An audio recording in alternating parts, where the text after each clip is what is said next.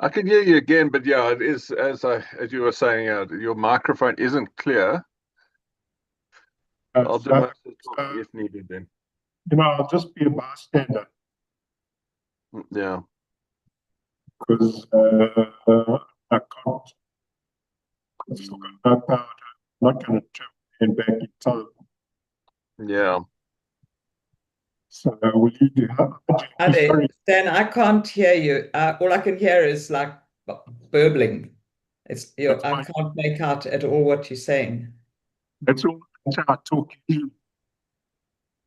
Yeah, so Stan is phoned me earlier to say he doesn't have power at home, so had to go to his daughter to get power, but he forgot his microphone for his computer at home. So Oh yeah, dear. I'm gonna do most of the talking. So it's going to be I interesting think you'd change have to, Dan. Yeah, because I with can't make out what Stan's saying at all. Yeah. yeah, it's going to be Shame. interesting to have Stan not say anything. All right, yeah. So I'm going to open up for everyone, see if everyone's here, and then let everyone get in. All right. Great. It's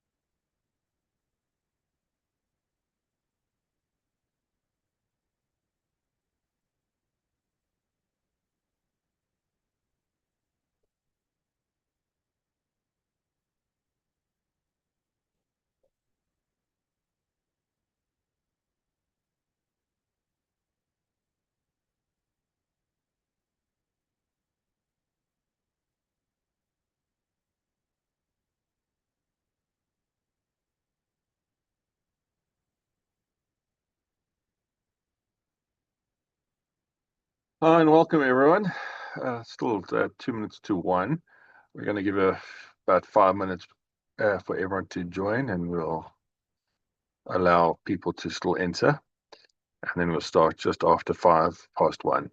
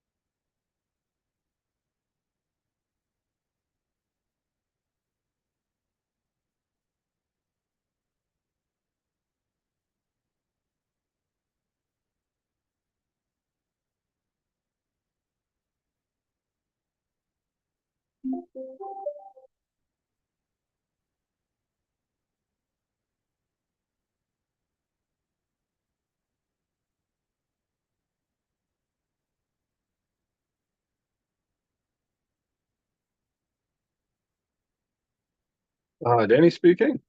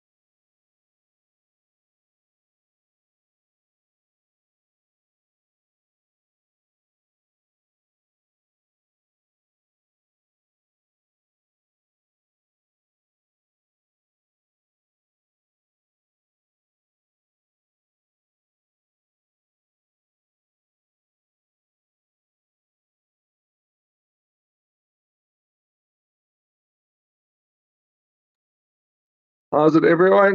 We are nearly ready to start. It just seems there's a lot of people haven't gotten their links, so I'm just quickly sending a few people links, and we'll start in a couple minutes. Give me a second, okay? Bye.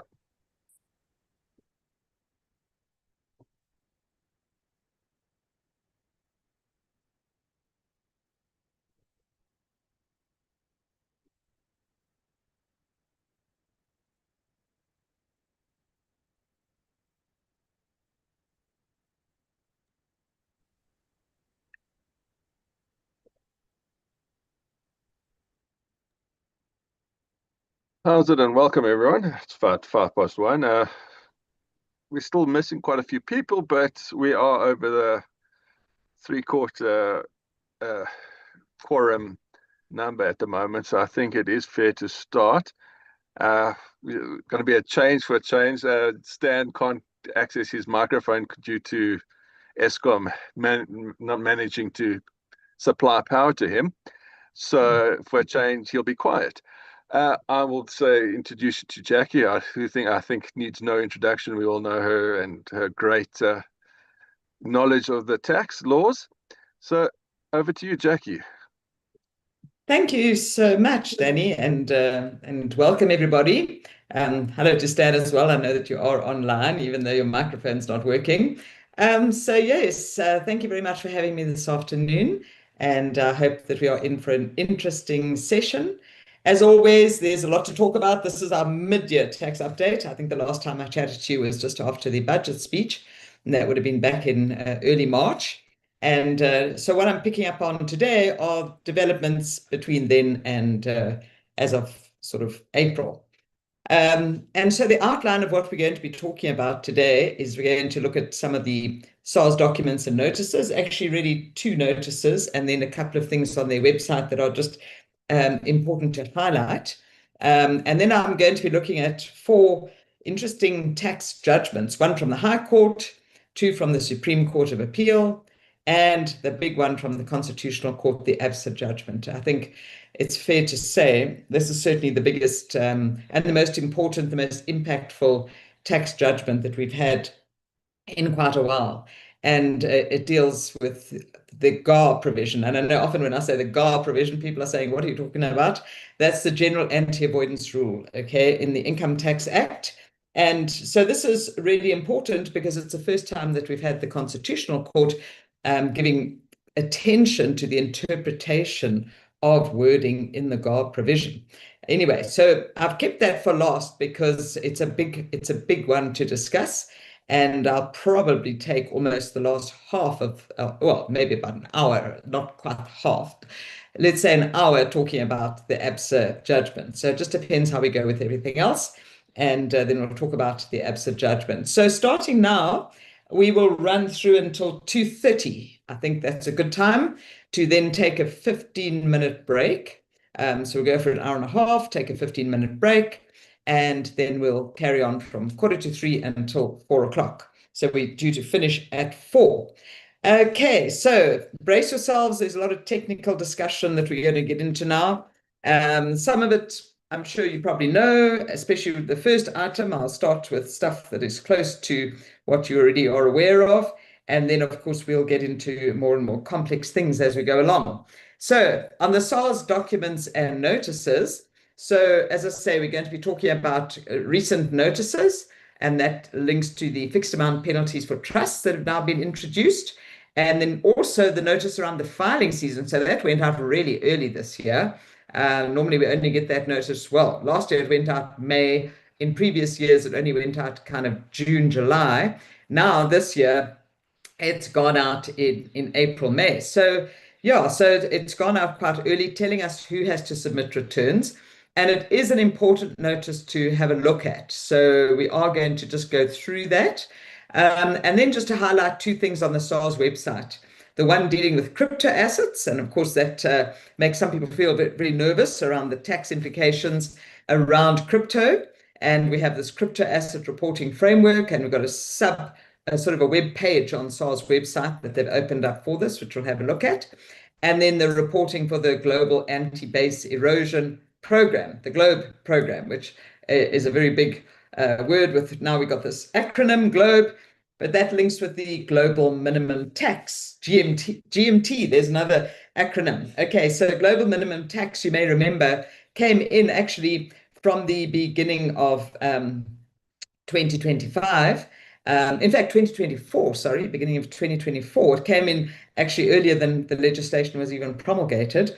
And now we are almost at the time for the first of these international companies to start reporting to SARS. So they have created again a page on their website dedicated to this whole GMT and GLOBE program. All right, so we'll have a look at these aspects in this first part of the webinar. So let's have a look at the fixed amount penalties on trusts. And we saw this notice. I've given you a live link to the notice over here. So you can click on that if you want to actually see the notice in the Government Gazette.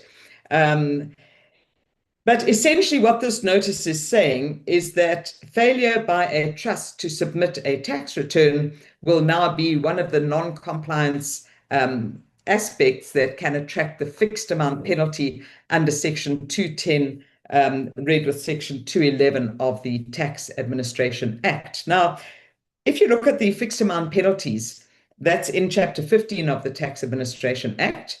And these penalties are levied for various incidences of non-compliance, and the specific types of non-compliance that can attract a fixed amount penalty are aspects that are notified by the Commissioner from time to time by notice in the Gazette. All right, so it's not any non-compliance. It has to be a non-compliance that has been notified by the Commissioner in the Gazette. So initially we had failure to submit your income tax returns, right? ITR 12s. And then a couple of years later, they add the company tax returns, IT 14s, onto that. And then there's also other aspects of reporting under international tax and so on that we don't really get into very much here. But now, as of basically the date of this notice, we saw that the fixed amount penalties can now be levied on failure by a trust to submit an income tax return. All right, so when can this penalty be levied on a trust? Well, what will trigger the fixed amount penalty is failure by a trust to submit an income tax return as and when required under the Income Tax Act. And that links to the other notice we're going to talk about just now, who has to submit an income tax return. All right, so failure by a trust, if they're required to submit a return and they haven't done so, that will trigger the penalty. But it applies, this penalty will apply for years of assessment commencing on or after March 23. So that ends obviously Feb 24. So the 2024-25 years of assessment have come and gone, and the due dates for submission of those tax returns have come and gone. And so if the trust has not submitted a tax return for either or both of those years, then the next step is where SARS has issued the trust with a final demand referring to this notice in the Government Gazette and requiring the submission of the outstanding income tax return, and the trust fails to submit the return within 21 business days of that final demand. So if the trust's tax returns are outstanding, the process is that SARS would issue the final demand, because we have gone way past the due dates for submission of 24-25. Obviously 26, well, you'll see the due date. It's only coming around in January 27. But for now, these due dates having passed, SARS could issue a final demand to the trust. And then if the trust still has not submitted the return within 21 business days from the date of the final demand, then SARS starts charging the fixed amount penalty. Now, remember that fixed amount penalty, and you can see it in Section 211 of the Tax Administration Act. It's that table that is used, or one of the couple of tables in the TAA. This one tells you that in order to work out how much penalty is going to be levied, you look back at the latest assessed loss or taxable income for the preceding year. And when it talks about the preceding year, that means the year of assessment immediately prior to the year of assessment during which this penalty is assessed. So if you were outstanding for 2024, And 2025, then obviously the preceding year would be 2023. And what was the taxable income of the trust in 2023? Now, it might be that this trust has never submitted tax returns, okay? Well, that requires urgent attention, obviously, to rectify that matter. But what would happen here is that if SARS issues the final demand and the return is still outstanding after 21 business days, they would raise the penalty at 250 Rand. Okay. And then for as long as that tax return remains outstanding, then it's going to be 250 Rand per month for up to 36 months, or it could even go longer if SARS doesn't have the valid address of the taxpayer. So it becomes that monthly penalty. Now, the 250 is if if the trust either had an assessed loss or SARS did not know what their last taxable income was because there's never been a tax return. So that's the minimum amount is 250, but it goes all the way up to 16,000, depending on what the taxable income was, the last assessed taxable income of that particular taxpayer in the preceding year of assessment. So that fixed amount penalty can become horrendous. I'm sure many of you have seen the outworking of this, even with individuals and companies, and now we see this coming in for trusts as well. Now, when SARS issued this notice, and the date of the notice was the 27th of March, 2026, they did indicate that they would start levying these penalties or start this process immediately. But then they did relax a little bit, and they gave a little bit of leeway. That certainly from 4th of May, they are now carrying out this process. So there's no more leniency. This process has started. Some of you may already have seen some of these final demands going out, and indeed even the penalty notice. All right. So although it's a little early, if you take 21 business days from the 4th of May, you probably shouldn't have seen the notice just yet. But certainly you shouldn't have seen the penalty assessment yet, but certainly those penalty assessments will be coming in June. Okay, so watch out for that. And of course, if you do have a penalty assessment that is levied on a trust, well, the only recourse is if the trust has actually submitted those tax returns. And for some reason, SARS is saying that you haven't submitted, because the other recourse would ordinarily be to say, do we need to submit a tax return? But you'll see just now that all trusts, all resident trusts have to submit a tax return, whether there's income going through that trust or not, whether the trust is active or not. Every trust has to submit a tax return. So yeah, so if the trust has not submitted the tax returns following the final demand process, then SARS is going to start levying those penalties. Okay, so please be aware of that, and also be aware that the trustees have full responsibility for managing the administration of the trust and making sure that the trust is compliant. SARS does on their website, they have also provided information if you want to deregister a trust. What is the process? If you decided actually it's just not worth keeping this dormant trust going, because now you have the issues around the reporting of the beneficial ownership, and you've got now the tax returns that have to be submitted, and the IT3Ts that have to be submitted, and maybe the admin is just becoming too much. Well, of course, if you're going to deregister a trust, you have to deregister with the master, because the registration takes place through the master, and then you would deregister with SARS. So there is a process for that, and SARS does explain that on their website. Yeah, so please just be careful of that as far as your trusts are concerned. Then the other one, and it, to an extent, links to what I've just said about trusts, because this tells us who has to submit tax returns for the 2026 year of assessment. So again, this is going to link to the penalties for non-compliance. I've already said that your fixed amount penalties for non-compliance can already, from several years now, they have applied to your individual tax returns and company tax returns, and now trust tax returns have been brought under that umbrella as well. But of course, the issue is who actually has to submit a tax return. Now, the notice that has gone out 30th of April 2026, this is for the 2026 year of assessment. So for individuals, that's the year of assessment ended end of February 2026, right? For companies, any year of assessment ending within the 2026 year. And so this would be effectively our 2026 filing season. And again, I have given you a live link into this notice here. I'm going to see if I can just call it up onto the screen. I'm sharing my screen, so hopefully you can see this notice on the screen. If you can't, somebody tell me, but I'm pretty sure you should be able to see it because it is within the sharing little block here.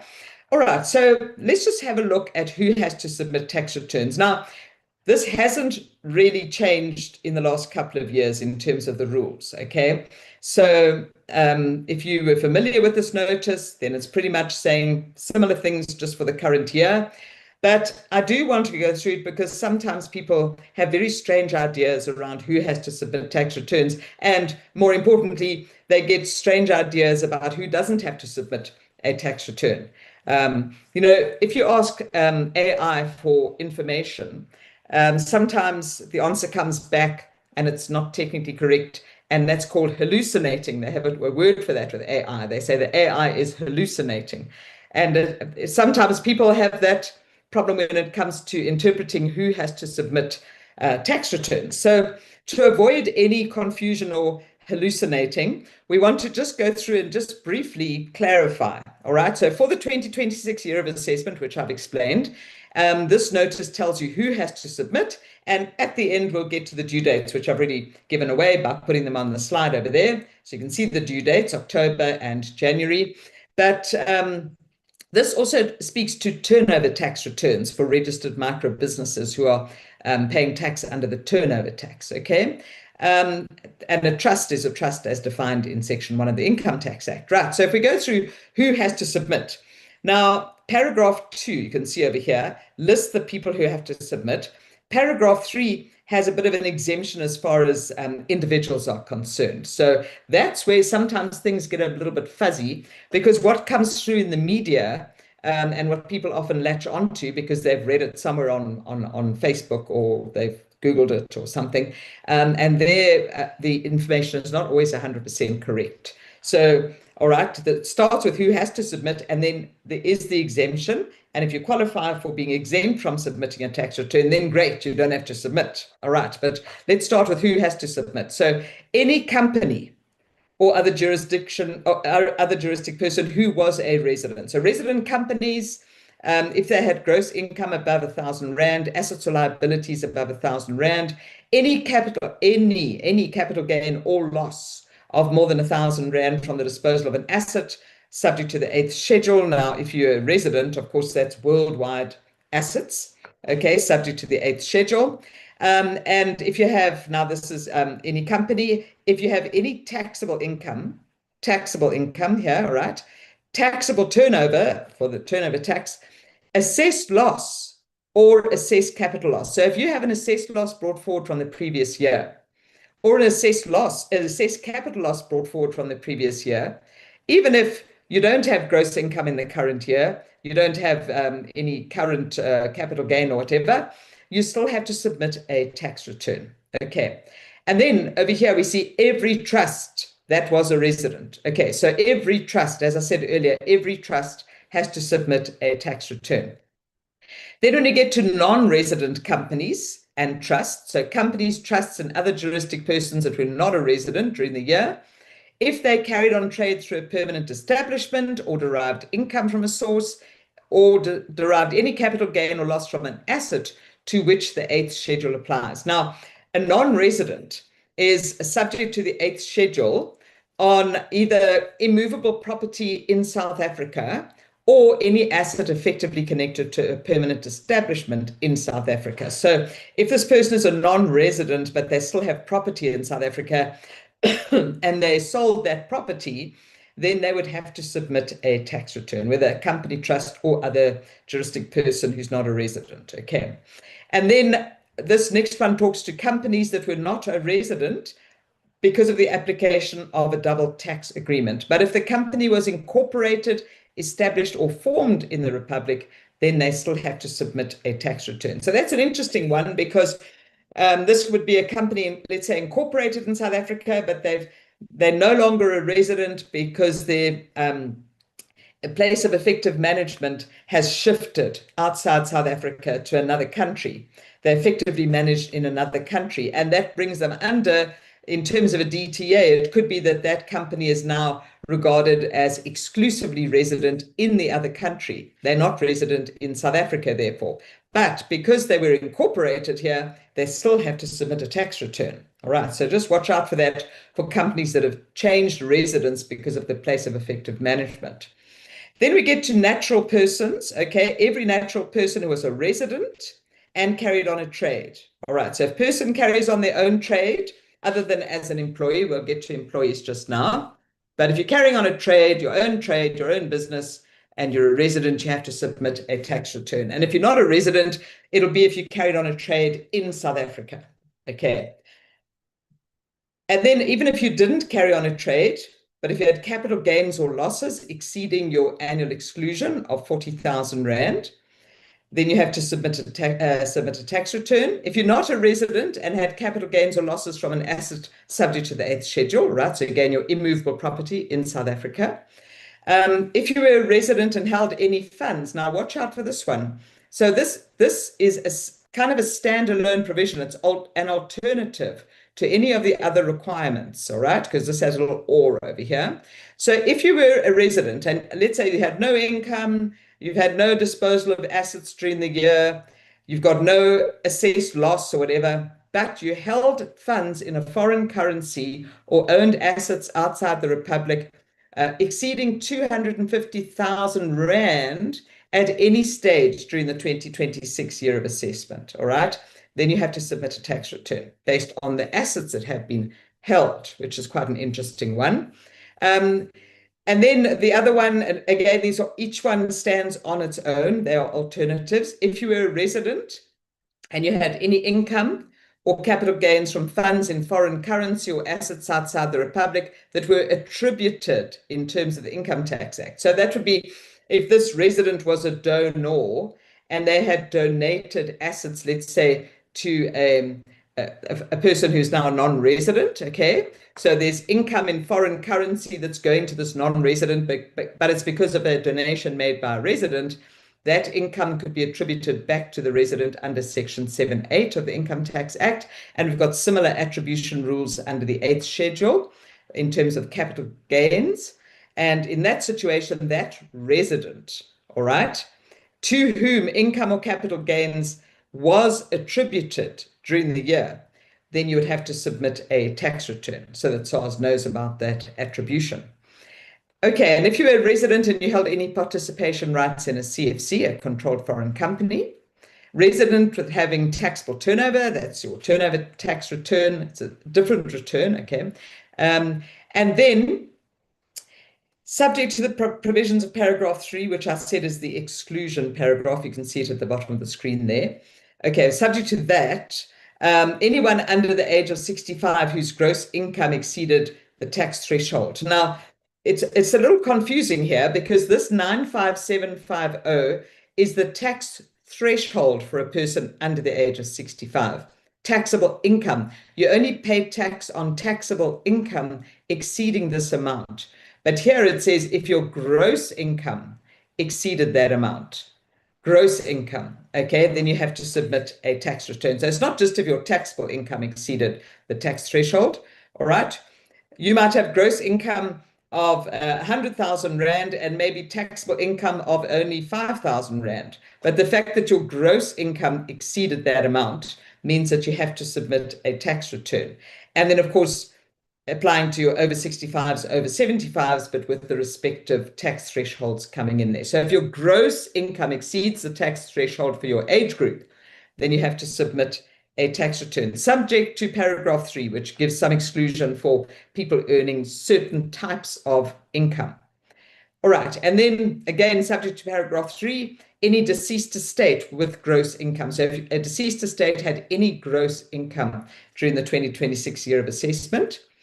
Right, and then non-residents whose gross income for 26 included interest from a source in the Republic, which was exempt under Section 10(1)(h). So that's your non-resident interest exemption. It's a full exemption available for non-residents who have earned interest from a source in the Republic. So here, if a non-resident has basically benefited from that 10(1)(h), so your gross income included SA source interest that was exempt under Section 10(1)(h), you still have to submit a tax return. And then the next one is any person requested to submit a tax return and any representative. Okay, now let's just get back to this exclusion. So we said just now, anyone who earns gross income above the tax threshold for their age group, and any estate of a deceased person with any gross income during the year of assessment. But then we do have these exclusions here.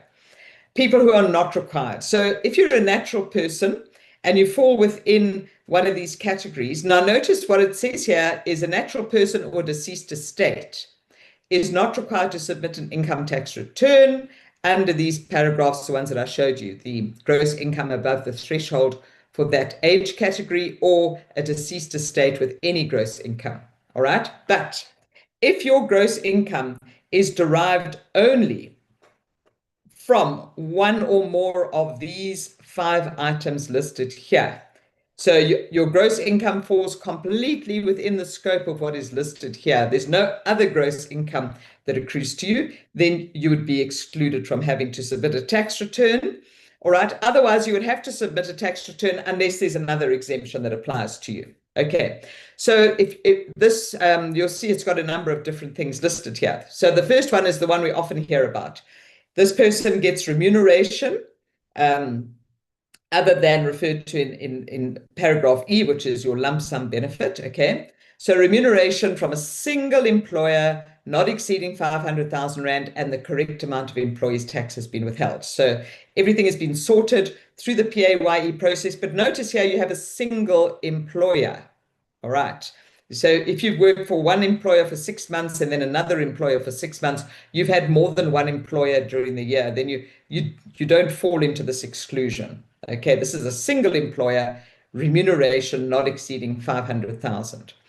The other category is interest, okay, from a source in the Republic, not exceeding your interest exemption, your SA interest exemption, depending on your age category or the deceased estate. So it's a 23,800 or the 34,500. So in other words, you've got interest from a South African source that's actually fully exempt because of this exclusion here.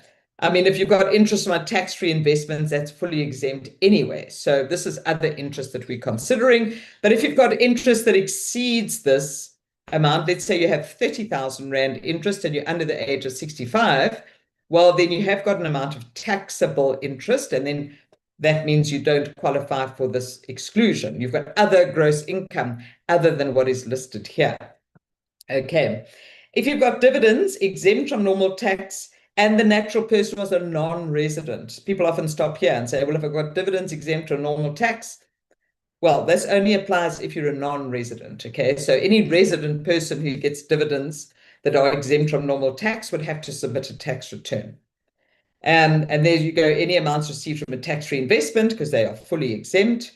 Any single lump sum benefit from a pension, provident, retirement, annuity fund, etc., and tax has been withheld. All right. So what this is saying is that if you're an individual and you've got gross income exceeding the tax threshold, then you have to say, where does that gross income come from? What types of income do you have? And if you've got any gross income other than what falls completely within one of these 5 categories, for example, if you have royalties that are taxable, let's say, okay, or you've got rental income, then obviously that means you've got to submit a tax return. You don't fall within this category. Or as I say, if you've got remuneration from 2 employers, 3 employers, or you've got remuneration exceeding 500,000, then you would have to submit a tax return. Okay. However, it does say here also that this exclusion in subparagraph 1 around remuneration doesn't apply if you're getting an allowance or advance, or basically you have got a company car. That's a taxable benefit under paragraph 7. And notice here that exclusion for people earning remuneration from one employer not exceeding 500,000 Rand, that exclusion does not apply to any person who has an amount accrued in respect of services rendered outside the Republic. And it doesn't say that it qualifies for the section 1010 exemption. It simply says that you've got an amount, any amount, in respect of services rendered outside the Republic. So as an employee, if you've spent time working outside South Africa, you've been paid remuneration for that time outside South Africa, then you have to submit a tax return. That does not fall into the exemption that is provided in this paragraph over here. And this is why I say this, it actually gets incredibly technical in some circumstances. And so it's really important to go and have a look at this notice very carefully. I'm hoping that just by going through this, it is flagging certain things in your mind. For example, people who earn amounts for services rendered outside South Africa, people with company cars, travel allowances, etc. That these things, so if you hear that, it would be a red flag, and you would then go back and carefully check this notice to see whether the person does actually have to submit a tax return or not. Okay, and then of course, people who have been auto-assessed. If that auto-assessment is 100% correct and SARS has all the correct information for that taxpayer, then they don't have to submit a tax return. Okay, so that's the auto-assessment exemption that comes through there. And then the due dates, as I say, as I have on my slide there, companies basically 12 months after year end. It's been like that for a long time now. In the case of other persons, natural persons, trusts, etc., trusts, your due date will be the 22nd of January 2027, okay, for any trust, similar to last year, whether it's a trading or a non-trading, I mean, a provisional or a non-provisional taxpayer, it's going to be that date. For other provisional taxpayers, it'll also be that date of the 22nd of Jan 27. Otherwise, for your non-provisionals and non-trusts, so for your other individuals, non-provisional taxpayers, it'll be the 23rd of October 2026. So please watch out for that, because of course linked to that is that if you do not submit on time, then you could end up with that fixed amount penalty that we were talking about earlier in relation to trusts. But of course, the fixed amount penalty can also be applied to your individuals and your companies as well.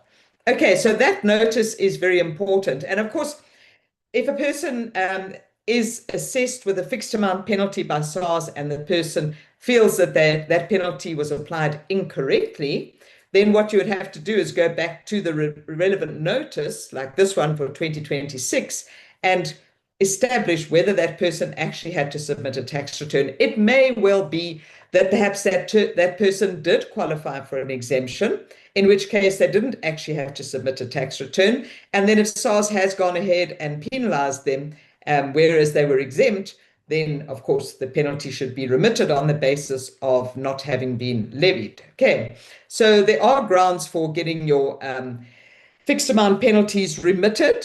And the most important of those is, of course, whether you have to submit a tax return or not in terms of this notice.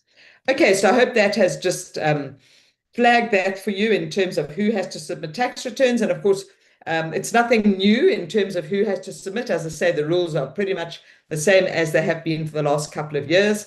And it's a good time to start getting everything in place and start getting ready. Even though October might seem like a long time away, now that we're in May, well, it's less than 6 months away. So it's a good time to start getting things ready. Now, of course, yeah, in a way, it's a little bit premature now because people haven't yet received their RP5s and their RT3s, etc., etc. But it's still a good time for people to start thinking about what kind of income they earned, what kind of transactions they entered into, what kind of assets they held during the 2026 year of assessment, and to start filtering, who has to submit tax returns and who would be exempt from submitting. Okay, so that's a nice advance warning that SARS has given us this year around the submission of tax returns so that we can all get ourselves ready to meet these deadline dates. So far, so good. I didn't mention earlier, if you have any questions, to just let me know. I just want to check here that I'm not missing any questions. I don't think I am. No, nothing in the chat box. Okay, so if you do have any questions or you want to raise your hand or pop something into the chat box, you're very welcome. Otherwise, I'll just keep talking until we have our tea break. All right, so let's go on to the next aspect, which is these two parts of the SARS website that have been added now. And this one on crypto asset reporting. Now, We've seen a number of warnings coming out from SARS around crypto assets and reporting of crypto assets. Well, of course, the tax risk lies in trading in crypto, right? Because investing in crypto per se, only on the disposal of an asset would you have a capital gains tax exposure. But if you are dealing in crypto, if you're trading in crypto, that becomes like you're trading stock, and that's where you could end up with a tax liability. Now, of course, SARS wants to minimize the risk of being off the radar screen, right? Where people just hope that if they don't say anything to SARS, then SARS won't know anything about their crypto transactions. And of course, all around the world, we have seen developments over the last number of years. I mean, this is going back probably more than a decade now, that we've seen this work done by the OECD to basically minimize tax avoidance, tax evasion, to minimize the erosion of the tax base. And of course, part of that is strengthening tax transparency. And so we have a lot of reporting that takes place between various tax authorities around the world. We've seen this over the last number of years. This has increased more and more, and especially as more and more information is available. And of course, we have the network that is put into place through the OECD that these different tax authorities are able to communicate. I won't necessarily say talk, maybe they talk, but certainly they do communicate with one another in terms of reporting. And so this is a global standard developed by the OECD to strengthen tax transparency in the crypto asset environment. Now, it requires crypto asset service providers, the CASPs, okay? So here's another acronym for you, CASPs, to report certain crypto asset transaction information to SARS. And that data may also be exchanged with other participating jurisdictions to support international tax compliance. And what they're saying is that it's closing a gap which might otherwise grow because of the rapid growth of crypto assets and people's involvement with crypto assets. And so by creating this reporting, and it's similar to the reporting that we have under the reporting requirements under the international tax law and so on. And this is just another leg to that, where it's reporting on crypto dealings and crypto activities. So it's the crypto asset service providers, the CASPs, that have to do the reporting on this framework, the crypto asset reporting framework. It's not individual taxpayers who would now report under CARF, all right? Yes, if you have transactions that have to be reported on your income tax return, then you would do that, but you would not go on to this CARF necessarily unless you are a CASP. Only then would you be reporting here. So let's just have a look quickly at the SARS website showing you what they're saying about this. So you'll see it here, the crypto asset reporting framework, and they go into basically what I've told you on the slide, what it is, why it was introduced, the implementation from the 1st of March 2026, and SARS will be engaging with local crypto asset service providers to obtain transaction information for tax compliance purposes. And so if you get queries from SARS, it's coming through, sometimes driven because of the information they've got from other jurisdictions, or possibly from reporting that started to happen by the CASPs. But I think this is still in the initial stages of that reporting. All right, but it is giving a lot of information to SARS. And so these CASPs, the crypto asset, in fact, they call it the reporting, okay, crypto asset service providers, they have a South African connection, nexus, that facilitates crypto asset transactions for customers. And that includes crypto exchanges, brokers and dealers, custody providers, trading platforms, providers facilitating payments using crypto assets. All right. And then who falls within this reporting framework, crypto asset reporting framework? Your business, small or individual providers performing in-scope activities such as exchange, transfer, custody, etc. Foreign providers with a South African nexus, or that provide services to South African tax residents. Okay, so the point of the matter here is that this information is coming through to SARS through this reporting framework, And it's then going to make sense to ensure that for individuals especially, and other taxpayers, that your crypto asset transactions, when they do need to be reported to SARS, make sure that they are properly reported. Otherwise, it's going to lead to a disconnect, and that just leads to a lot of queries, etc., coming through from SARS. Okay, let me just see what's here. I see some people have put some questions into the Q&A. Let's pause there and have a look. So Warren is saying we are having a problem with SARS penalties on provisional taxpayer who has a single employer but earns rental income. Okay. Is there some law that makes rental income earners into non-provisionals? Non-provisionals? No. Okay. I mean, your provisional taxpayers are people who earn income other than remuneration. All right. And of course, well, it depends what kind of rental income you have, whether you could be regarded as carrying on a business or whether that rental income is going to be regarded more as investment income.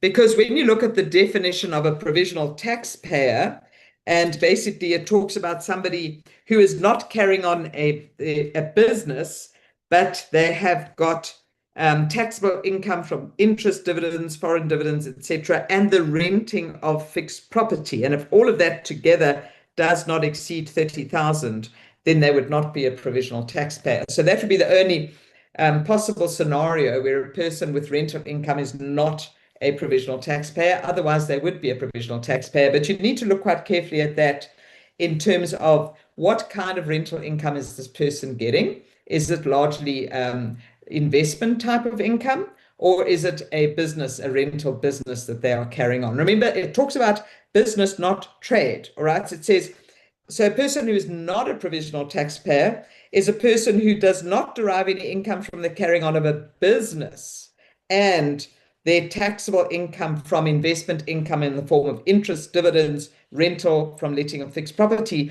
does not exceed 30,000 Rand. So just have a look at that carefully in that provisional taxpayer definition. It might be under that context that SARS is saying that this person is not a provisional taxpayer. All right, so this is a salaried employee earns rental income, paid provisional tax, okay, and they say non-provisional. All right, so I think, yeah, so it goes back to what I was saying earlier in terms of that definition of provisional taxpayer and what is the nature of the rental income that they're earning. So CASPs, George says, should also provide easy to understand reporting to their clients. Well, yes, but I don't know how you're going to try and change the world as far as that's concerned. But yes, of course, there should be easy to understand reporting. But of course, you are talking about a very international environment, and what is considered adequate reporting might be very different to how we would see it in South Africa. So maybe that is something that SARS will work towards in due course. They've got to start somewhere by getting the information together, understand who these CASPs are, and then perhaps in due course there would be a more simplified reporting system that will come through there. So it might be further down the line that we'll work towards that, George. But at the moment, I think, unfortunately, things can still look very confused. Okay, let's get rid of that. Okay, but thanks for those questions. Then the next aspect on the SARS website is this GLOBE program. So we spoke about CASPs and COFs, and now we're going to talk about the GLOBE program. And this, as I mentioned earlier, links to your global minimum tax. And you may remember we spoke about global minimum tax when it was introduced in 2024, and it applies to your large multinational companies where you're talking about group turnover exceeding 750 million euros. So, I mean, certainly very, very large multinationals. But of course, you can have some South African companies that might fall within those groups. And so you might have a South African subsidiary. So it could be a South African subsidiary of a bigger group, or it might be a South African holding company with international subsidiaries. It could go either way. And the idea is that if their effective tax rate is less than 15%, that they would have to do a top-up tax in one way or another. There's different ways of doing that. We're not going to get into the detail of that now. But they have to report to SARS. And then, of course, if there is some kind of tax adjustment or top-up tax that has to happen, then that would have to come through. Now, in terms of the global minimum tax rules, the first reporting has to happen, and on an ongoing basis, this will be the case, that 18 months after year end, you have to report to SARS. So it's a little different to your income tax. So income tax, you got your 12 months after year end, you've got to submit your tax returns. And obviously, you've got your provisional taxes working within that. And that's all working towards your income tax liability. But then after another 6 months, so 18 months after year end, you've got to submit your GLOBE returns, so your global minimum tax returns. And then, of course, there would have to be the top-up payments that would have to be made if necessary. So what's now happened is that, first of all, any company in South Africa that would have to be affected by the global minimum tax had to register. It's like registering for a whole new tax. And basically every South African subsidiary. So, I mean, there have been some companies in South Africa with sometimes, I heard the other day about up to 300 subsidiaries that had to register for the global minimum tax on the SARS system, and each one has to be registered separately. So this has been quite an exercise for the companies that have been affected, considering we're now sort of 20th of May, first returns have to be in end of June, but not just that, the actual registration has to happen, I think it's by the end of May. And so this has become a matter of urgency to get this registration done. And then to make matters worse, there were some problems on the SARS side in terms of getting these registrations done. But SARS has opened up this page on their website. So you can see here under businesses, large business and international, and then you've got global minimum tax. And then they've got this GLOBE project. Okay. And so they talk about the fact that registration is open and that these companies have to register, the companies that will be affected by the global minimum tax, and that SARS has got this whole system up and running, and they go through some background on who exactly has to register, etc. Okay, but this registration process is very much underway as we speak, even though the first returns under the global minimum tax, as I say, are only coming in end of June and then going forward, depending on what the company's year end is. So if you had a December 2024 year of assessment, that would be the first year of assessment affected by the global minimum tax.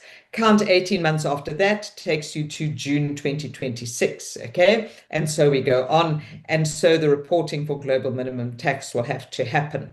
Okay, and this goes into a little bit of explanation around the global minimum tax, that consolidated turnover exceeding 750 million euros in at least 2 of the tax years preceding the current reporting fiscal year. Okay, and there are, as I say, a lot of South African companies that are affected by this. They give links to the legislation, the actual legislative act, and then the administrative act, and they give information around how these adjustments will be done. But I mean, really, you're not going to just work off the information on the SARS website. It gets quite complex, and it requires a very deep and wide understanding of international tax and how the various jurisdictions have operated, how the tax laws have operated in order to work out whether there is going to be an additional tax that has to be paid. All right, and as I say, there's different ways of dealing with the additional tax, and that's shown over here. But we're not going to get into all the detail of how global minimum tax actually operates. That is a discussion for another day. We did an introduction in 24 when it was introduced, but yeah, we might come back and revisit this later on, just depending on the demand. Okay, so we can see here that the notifications, there's been an extension here up to the end of June, and we got the implementation timelines. So you can see registration was supposed to be end of April, but I think they have extended that effectively. Well, they're dealing with problem cases now to get all of those in. And then you've got your first submission of the GLOBE information return in the prescribed form and manner that has to be submitted by the end of June. Okay, so global minimum tax is becoming a reality in South Africa. And this is the additional page on the SARS website that is providing information, but the actual registration is done through the SARS e-filing system. And then, of course, that will also be the way in which these companies submit their actual global minimum tax returns. Okay, let me just see here if there was any other questions that I haven't. I think I have answered these 3. Yes, okay. Sorry, I always manage to do this. So I managed to open these things and then I can't close them again, but there we go. Yeah, okay. All right, so that's basically our tax administrative side of the webinar this afternoon. Now we're going to go into a nice dose of tax law and judgments, although, as has been the trend over the last number of years, many of these judgments link into tax administration. And of course, many of them link into the whole dispute resolution process and aspects of the tax dispute resolution process. And we'll see even on this slide in front of you, Ferreira, you can see immediately Tax Administration Act, and we've got, and here the pay now, argue later principle, which of course kicks in when there's a dispute. And the pay now, argue later principle harks all the way back to the Metcash judgment of 2001. I think our first constitutional court judgment was the Metcash judgment that effectively said that if you have an assessment from SARS with a due date for payment, if you're going to go and dispute the assessment, well, pay now and argue later, as the term indicates, all right? However, we do have a provision in the Tax Administration Act that enables SARS to give a suspension of payment, and many of you would be familiar with this provision, and that's in Section 164 of the Tax Administration Act. And it says that you can apply to SARS for a suspension of payment. And so if you have an assessment that you disagree with and you're going to lodge an objection, remember that the lodging of the objection doesn't defer the obligation to make the payment. You have to do a separate application for a suspension of payment, and that is now one administrative process, applying for suspension and going through that process. And then the other process is dealing with the offensive assessment that you're going to deal with through the objection and appeal process. Now, this particular taxpayer, Ferreira, and again, I have given you a link to the judgment if you want to have a look at it. You'll see it is a High Court judgment from the Gauteng High Court handed down in February 2026. And Ferreira, now it's quite interesting if you sort of have a look at some of the background on this particular taxpayer. It actually has quite a colorful history, if I can put it that way. And obviously has had a lot of, can we say, disputes with SARS. All right, this was not the only dispute, and this didn't just come out of the blue. And so when this particular taxpayer was going through this particular dispute with SARS, he had applied for a suspension of payment, and SARS had turned down that suspension. Now, that is within the remit of SARS. The mere fact that you apply for a suspension of payment doesn't automatically mean that it has been granted. It says in Section 164.3, and we'll have a look at the wording of this in a minute, that the senior SARS official may suspend payment, taking into account relevant factors. Okay, so it is an administrative action that requires the application of mind of the senior SARS official, and that then obviously means that it is possible that the official might say no. But of course, the key thing is that there must be proper administrative process, and there must be procedurally, there must be a process where the senior SARS official has properly applied their mind to this matter, and that they've come up with a rational reason for saying no. You can't just throw this out and say, no, we're not going to grant it. That would not be fair administrative process. And we all know that under the Constitution, fair administrative process is deeply enshrined.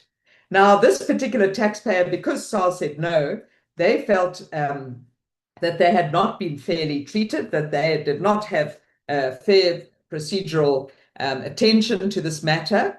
And so they then applied for a judicial review to review the judicial action, to say, you know, this is administrative process, it wasn't properly carried out. And so they referred to the Promotion of Administrative Justice Act, number 3 of 2000. And in that Promotion of Administrative Justice Act of course, there are grounds where a person can, and of course, this is not just for tax matters. This is wherever there is administration that is carried out by the government, effectively a public entity affecting this particular person. If they feel they have not had fair administrative process, there is recourse. And if you look at Section 6, and again, we're going to come back to the detail of this particular provision just now, but Section 6 says that any person may institute proceedings in a court or a tribunal for the judicial review of an administrative action. And a court or tribunal has the power to review an administrative action in certain circumstances. Now, what this one says here is 6.2f, which says that if the action itself either contravenes a law or is not rationally connected to the purpose for which it was taken, the purpose of the empowering provision, the information before the administrator, or the reasons given.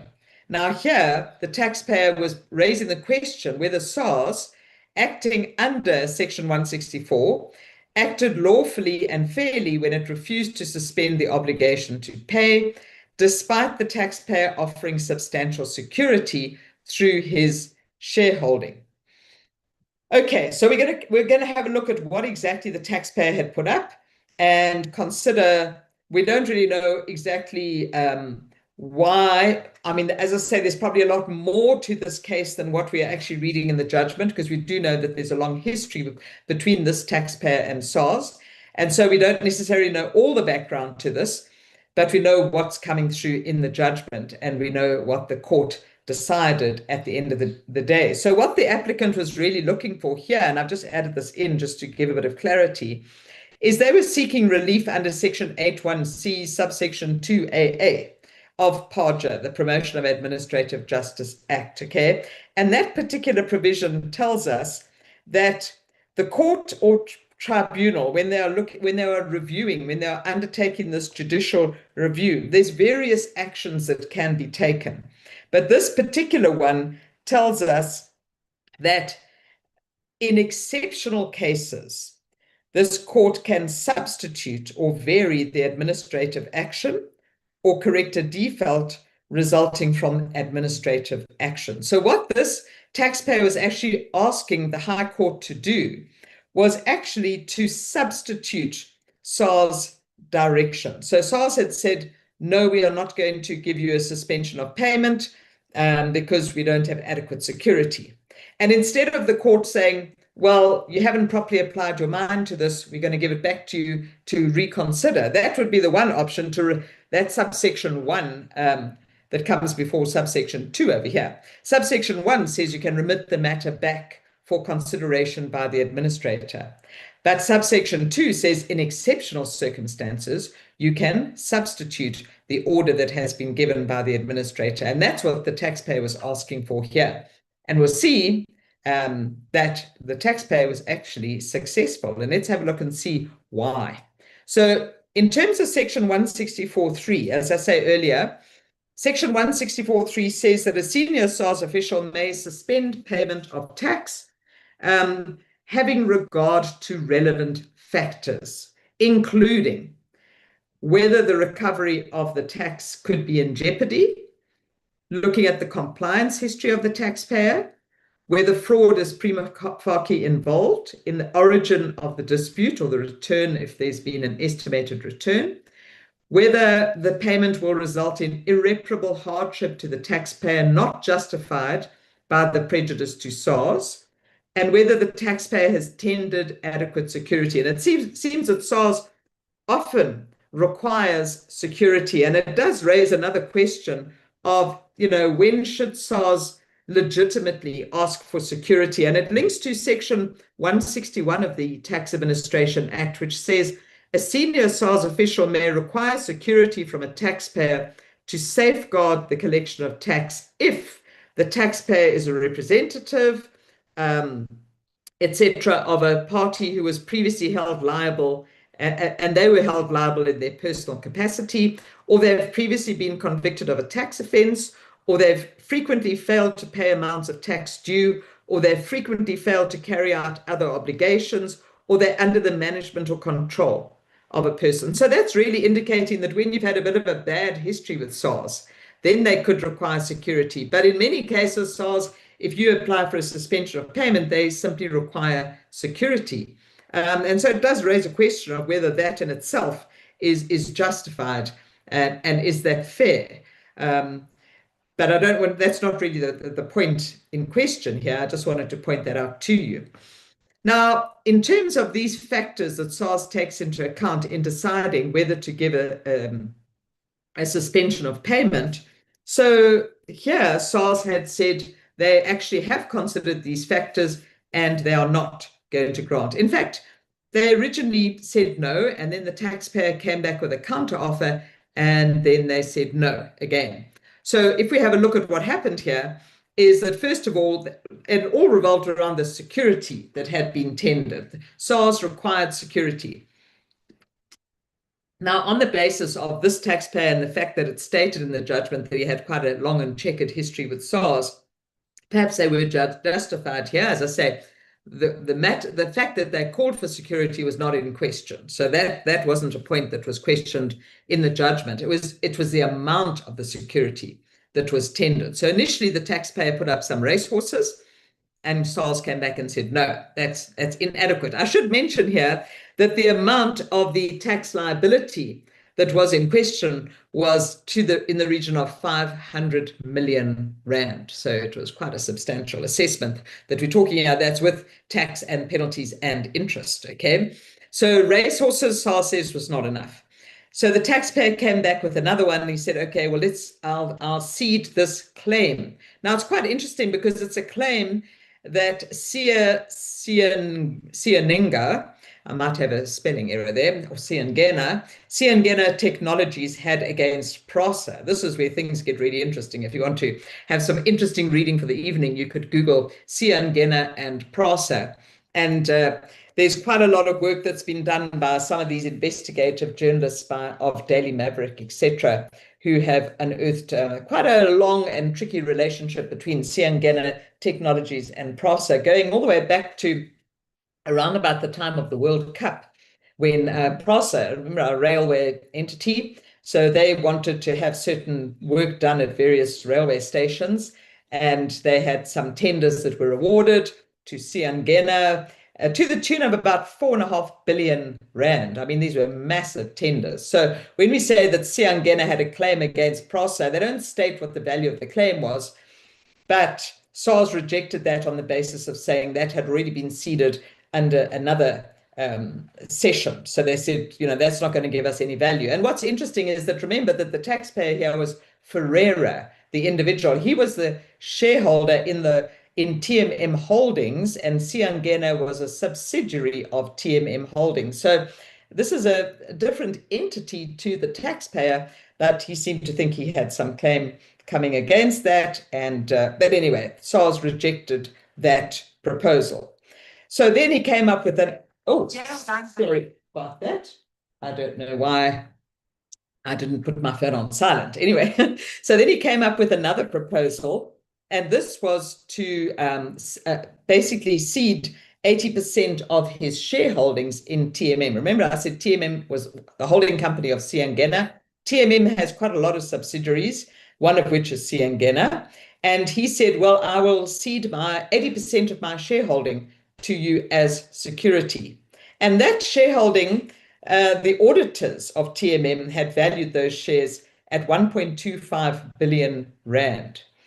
So to say that we've got a tax liability of 500 million, and we've got this shareholding that has been basically put up as security, valued at 1.25 billion times 80%, but that is still way in excess of the 500 million rand liability. But SARS said, no, they won't accept that.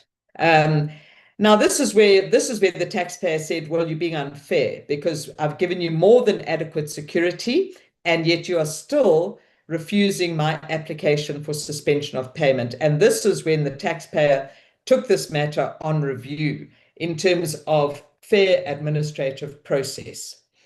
So if we look at the grounds for review, I did go through these just now in terms of the Promotion of Administrative Justice Act, and I said that a person who's subject to any kind of administrative process from the government, basically, if they feel that they have not had fair treatment, they can bring application for a judicial review. And those grounds include various things, but I've just mentioned some of them here that the taxpayer was raising in this case. Irrelevant considerations, because SARS considered the fully secured debt to be in jeopardy. This debt, of Siangena, the claim against PROSA, SARS considered that to be in jeopardy, and the taxpayer said that was irrelevant. But what is interesting is that the High Court, and then later on supported by the Supreme Court of Appeal, actually struck down all of the agreements between Siangena and PROSA. So perhaps SARS had reason for considering that debt to be in jeopardy, but the taxpayer argued that they were taking into account irrelevant considerations and that they had ignored relevant considerations. And on this basis, the taxpayer says SARS ignored that valuation of the TMM shares based on discounted cash flow of 1.25 million. Well, SARS did, in their testimony, in the judgment, they did seem to support that the valuation was probably north of a billion. But I think they weren't convinced that that was entirely sustainable based on the fact that a lot of that value might have come from these government tenders that were under intense scrutiny. And indeed, some of these contracts were later struck down as being illegal. Okay. Nonetheless, the taxpayer also raised the issue around rational connection. They said there's no logical link between SARS' refusal and the evidence of adequate security, because they're saying, look, we're giving you this value in shares and you are refusing, that's not logical. And the issue of procedural unfairness, because they said the independent debt committee at SARS had never been given the details around the share offer. In other words, they didn't have all the information available when they were considering this application. So that was procedurally unfair. And so on this basis, the court then said, well, we need to evaluate, looking at the scales of prejudice here. What is the prejudice to SARS? Bearing in mind, SARS has this claim against the taxpayer of 500 million rand. Okay, they want to recover this money from the taxpayer. The taxpayer is disputing the assessment, but in the meantime, the taxpayer is applying for a suspension of payment. So what is the prejudice to SARS if that suspension of payment is granted? The court said, well, it will be a minor cash flow delay, but it's fully secured by this pledge of shares worth 1.25 billion times 80%, so just under R1 billion. So that's a possible prejudice to SARS, but it seems to be underpinned by this risk alleviating pledge. What is the prejudice to the taxpayer? If the taxpayer, Mr. Ferreira himself, has to pay out 500 million rand, of course, that could cause him to have to sell his assets in a sort of fire sale. He wouldn't get the full value. It would ruin his business, cause loss of livelihood. And so the court said, well, the risk to the taxpayer is far greater than the risk to SARS. And so the harm to the taxpayer overwhelmingly outweighs the harm to the state. And on that basis, they said that SARS was not fair in turning down the application for suspension of payment. But then it comes down to, well, then what is the remedy? Does the court refer this matter back to SARS for reconsideration? Or do they replace the SARS order with their own order? And they say the standard rule would be to send the matter back. The exception, as I read to you in Section 8 of the Promotion of Administrative Justice Act, it does say that you can either remit the matter back or in exceptional cases, you can substitute SARS's order or the order of the administrator. And in the Trencon case, which was a constitutional court decision going back some time, they came up with a framework in terms of saying what would constitute exceptional circumstances. And there's a few things that one would ask. Is the court in as good a position as the administrator? Usually the argument would be the administrator has all the information, so rather give the matter back to the administrator to reconsider. But if the court is in as good a position as the administrator, that would be a tick there. Is the outcome a foregone conclusion? And is the substitution just and equitable? And here the court said, well, the answer in all of those is yes, yes, yes. And so they're saying we are in as good a position as the administrator because we can look at this valuation. It tells us the shares are worth 1.25 billion. The tax liability is 500 million. So on a simple basis of maths, we can see that the value way exceeds the liability. So that's a clear-cut issue. They said it's a foregone conclusion. It's a rational decision because the security way exceeds the amount of the debt. And is it just and equitable? We're looking there at the risk to SARS versus the risk to the taxpayer if the suspension of payment is not granted.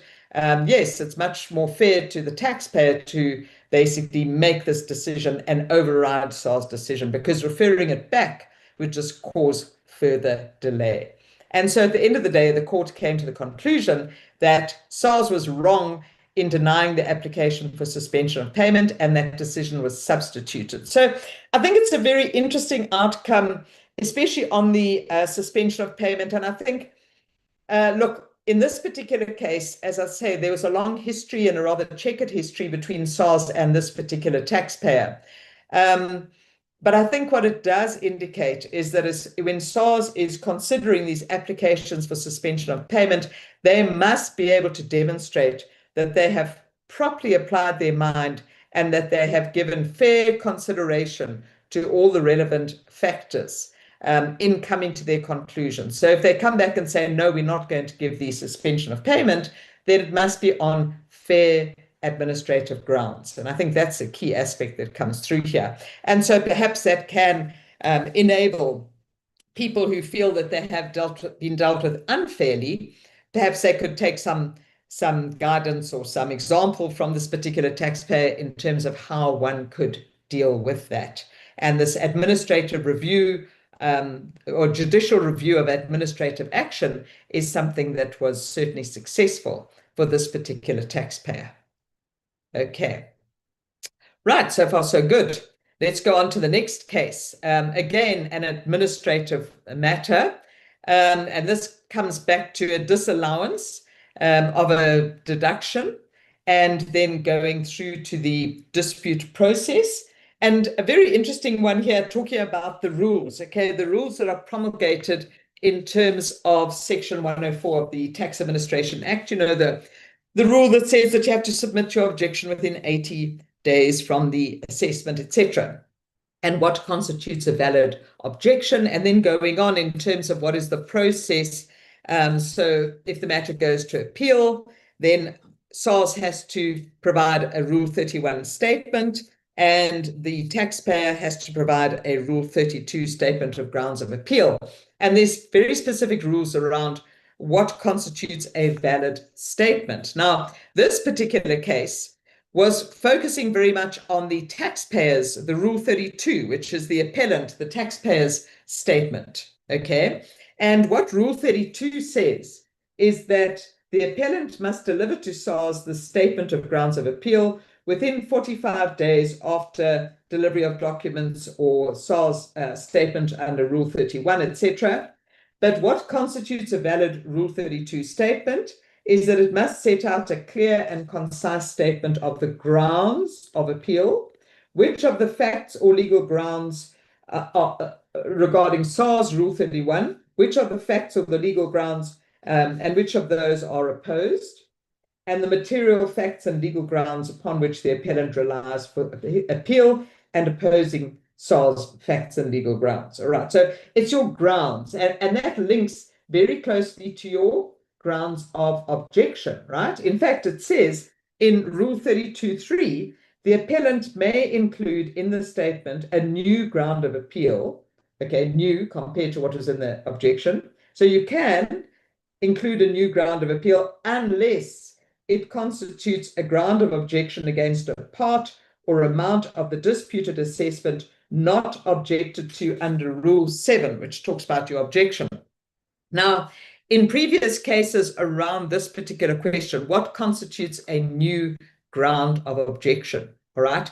And the general view has been, well, if you have an assessment from SARS and you lodge an objection against the capital amount of tax, all right, the actual tax liability, you can't later on then raise issues around penalties and interest and so on. And so that's why your initial framing of your objection is really important, and you want to make sure that that covers everything, because you can't add in, this is what Rule 32.3 says, you can't add in a new ground of appeal that constitutes a new ground that was not objected to in your statement of objection.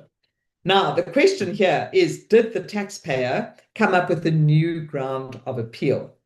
Okay, so the taxpayer was obviously saying, no, it's not a new ground of appeal. SARS was saying it was a new ground of appeal. And if it's a new ground of appeal, then in terms of Rule 32.3, this then is an invalid statement. Okay, so what actually happened here is that this baseline civil contractors, BCC, was carrying on in an on-commandite, well, they were a partner in an on-commandite partnership, an anonymous partnership, okay?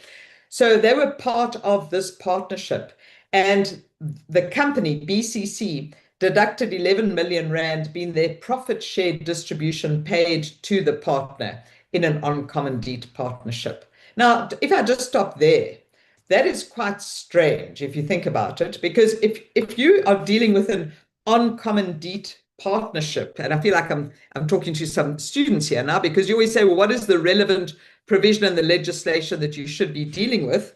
And we have Section 24H of the Income Tax Act, which deals specifically with a member of a partnership in an on-commandite partnership. All right. And then that says that if you're carrying on trade in an on-commandite partnership, then this is how you work out your gross income. You basically take your share of the gross income and your relevant deductions. But here they brought in all of the income, and then the portion that they paid to the partner, they claimed as a deduction. And SARS disallowed that deduction. So they weren't using 24H at all. They were just using the normal gross income and Section 11A general deduction formula. And they were claiming this as a deduction under the general deduction formula. So SARS said no. They said the expense was actually a voluntary amount, was not actually incurred in the production of income. So remember, your general deduction formula talks about expenditure and losses actually incurred in the production of income in the course of carrying on a trade, not of a capital nature, etc. So SARS was saying this was not an expense actually incurred. It was a voluntary distribution. So it didn't qualify for deduction. And BCC objected. They said it was incurred, all right? They did qualify under the general deduction formula. That was the objection, okay? That was the grounds of the objection. SARS disallowed the objection, and the matter then went on appeal. And in the appeal process, as I say, now you get into the Rule 31 statement for SARS, the Rule 32 statement for the taxpayer. And in the Rule 32 statement, they argued that actually the amount should never have come into gross income because the funds had actually accrued to the other partner, not to BCC. Oh, so here we're starting to apply Section 24H. But they didn't do this initially. They initially claimed the deduction under 11A, and now they're saying, actually, no, it shouldn't have come into gross income.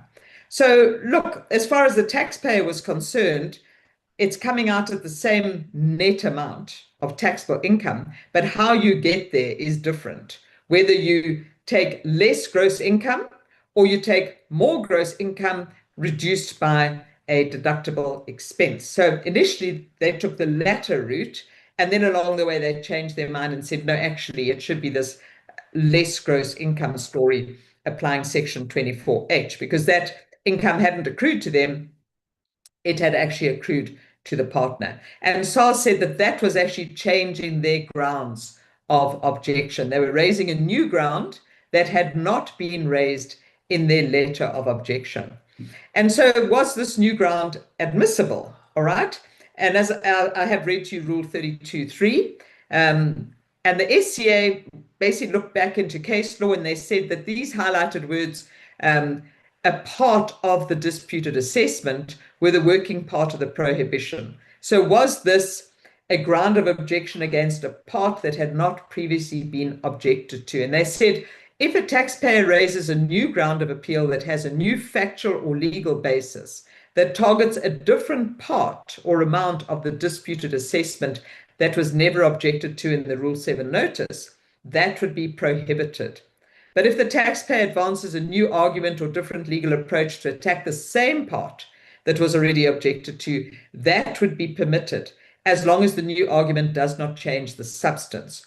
So what the judgment seems to be saying here is that if the taxpayer had taken the route of saying, we originally said that the amount doesn't qualify, or sorry, the amount does qualify for deduction under the general deduction formula because of this particular argument, and then they said, well, it still qualifies under a different argument, so we're still arguing around the fact that it is deductible. We might just be changing our specific grounds around why it is deductible. We're still arguing general deduction formula.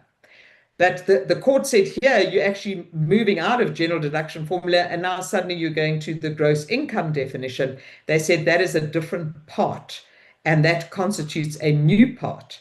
So they said the purpose of Rule 32.3 is to prevent surprise and trial, so trial by ambush, all right, by ensuring that a taxpayer who intends to rely on the ground of appeal not raised an objection and notice gives notice and obtains leave before doing so. So to alert SARS to say, we're now changing our ground, not to suddenly come with a new ground, and that would be trial by ambush.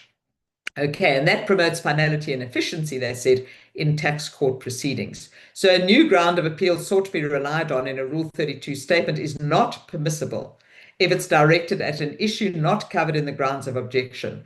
This is because it introduces a different case altogether. So here the new ground fundamentally differs, they said, because initially you were looking at the question around the general deduction formula, and later on you're changing that to talk around the gross income definition. So they said the new ground is not the same as what you had raised in the initial objection.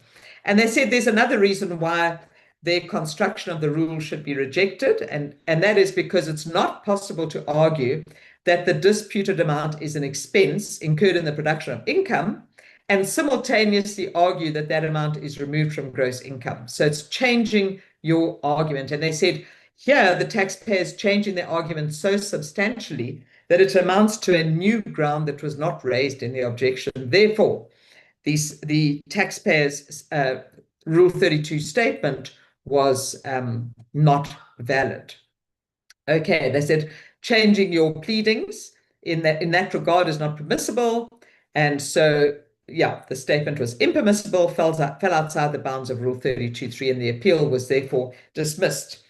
Okay, so I think the important thing to take notice of there is that Rule 32.3, talking about the fact that you can't raise new grounds that were not raised in the objection. And so really important to get that letter of objection properly compiled to make sure that you are addressing all of the relevant aspects and that you've got your argument right when you put that objection together, because you can't then raise new grounds or, substantially change your grounds to the extent that it constitutes a new ground of objection later on. Okay, so just to be very, very careful about that. In the next case, we actually look at the SARS Rule 31. So that was Rule 32 dealing with the taxpayer statement. And in the next case, we start looking at the SARS statement. But actually, it becomes more around the process on a GAR application. And this is the Erasmus case. And then after this, we're going to go into the ABSA case, which is the real sort of guiding light as far as the GAR provisions are concerned now, and has raised some very controversial aspects. But of course, this Erasmus case, which came through the Supreme Court of Appeal judgment handed down in March, that preceded the ABSA judgment, and the ABSA judgment is a constitutional court judgment. So I'm just going to briefly introduce this, and then we'll take a tea break. And then after that, we'll go into the second part of the webinar, talking about both the Erasmus and the ABSA judgments. But in the Erasmus case, dealing with the GAR provisions, And it also cuts into the dispute resolution rules because it looks at SARS Rule 31 statement. And here the question was whether SARS had modified their Rule 31 statement in a way that was not permissible. And so the taxpayer here, so like in the previous one, SARS was arguing that the taxpayer's statement was not permissible and they were successful. Here, the taxpayer had argued that SARS statement was not permissible.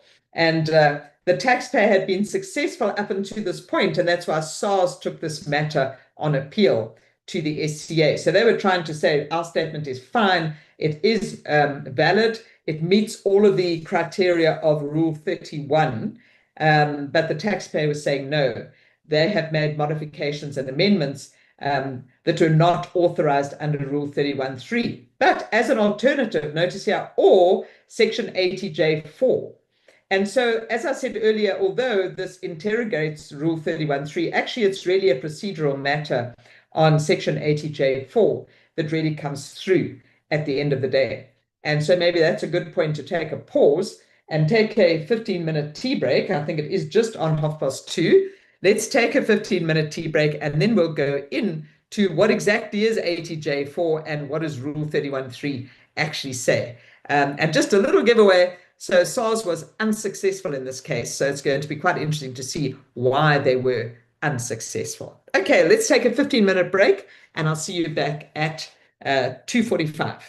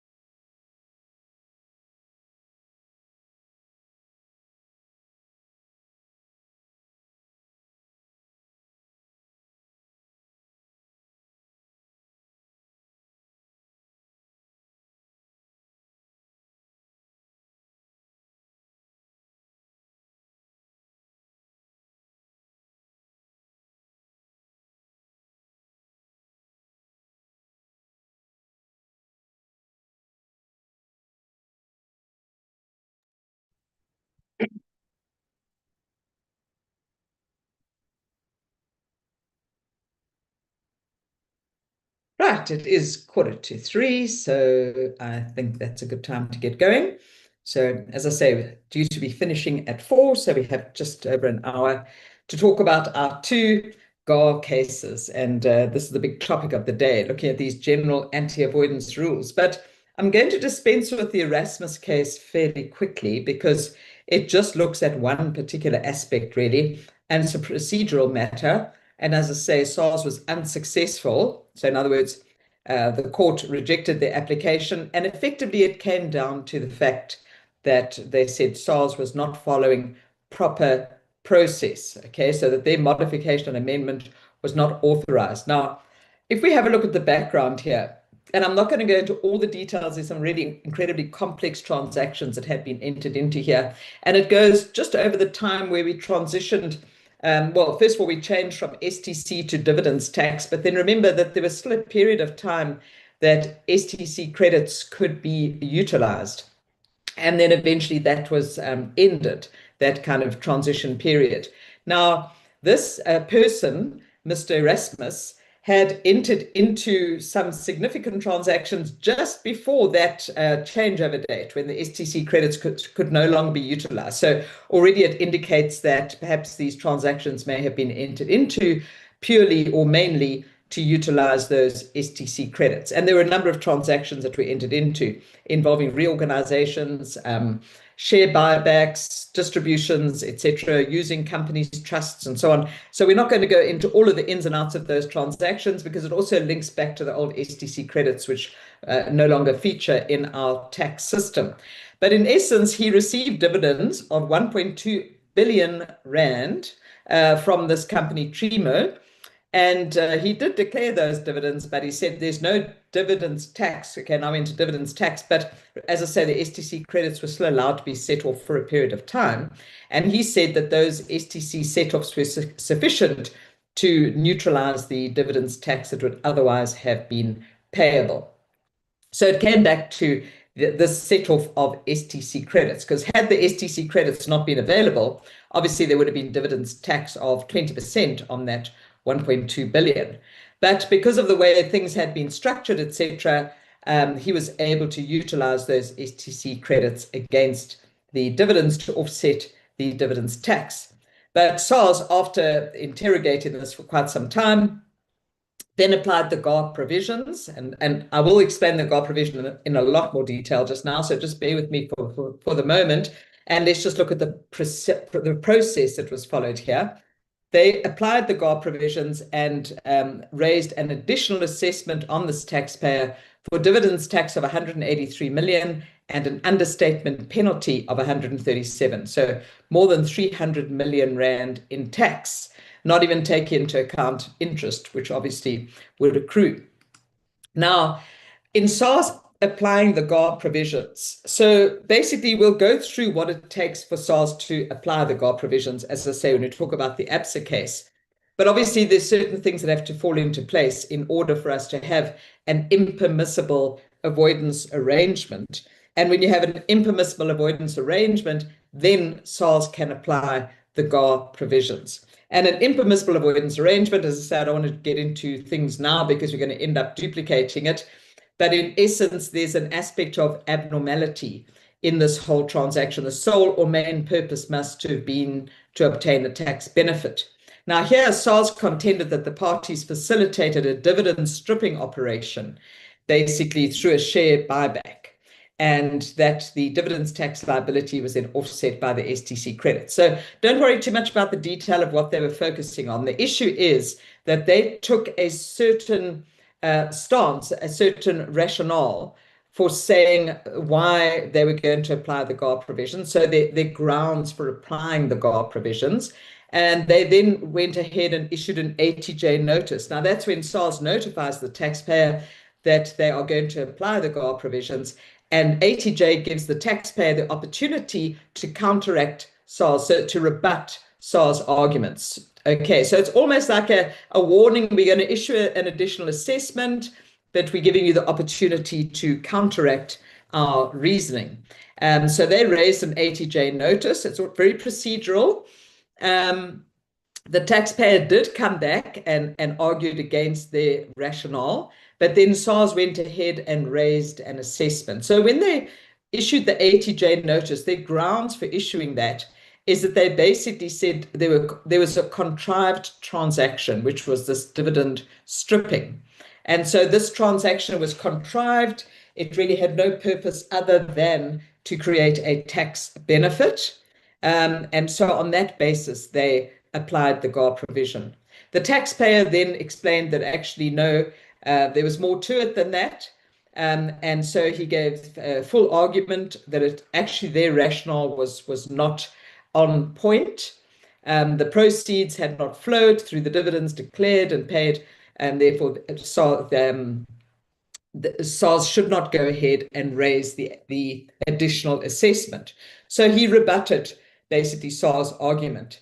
But the thing is that in the meantime, SARS had gone ahead and raised an assessment. And this is really the fatal flaw in this process. You see, what should happen is that when SARS raises the ATJ notice, and there's a period of time that's given to the taxpayer to counter SARS' argument, then what should happen is that the commissioner can go ahead and withdraw the ATJ notice, or they can request additional information and they could then amend their notice.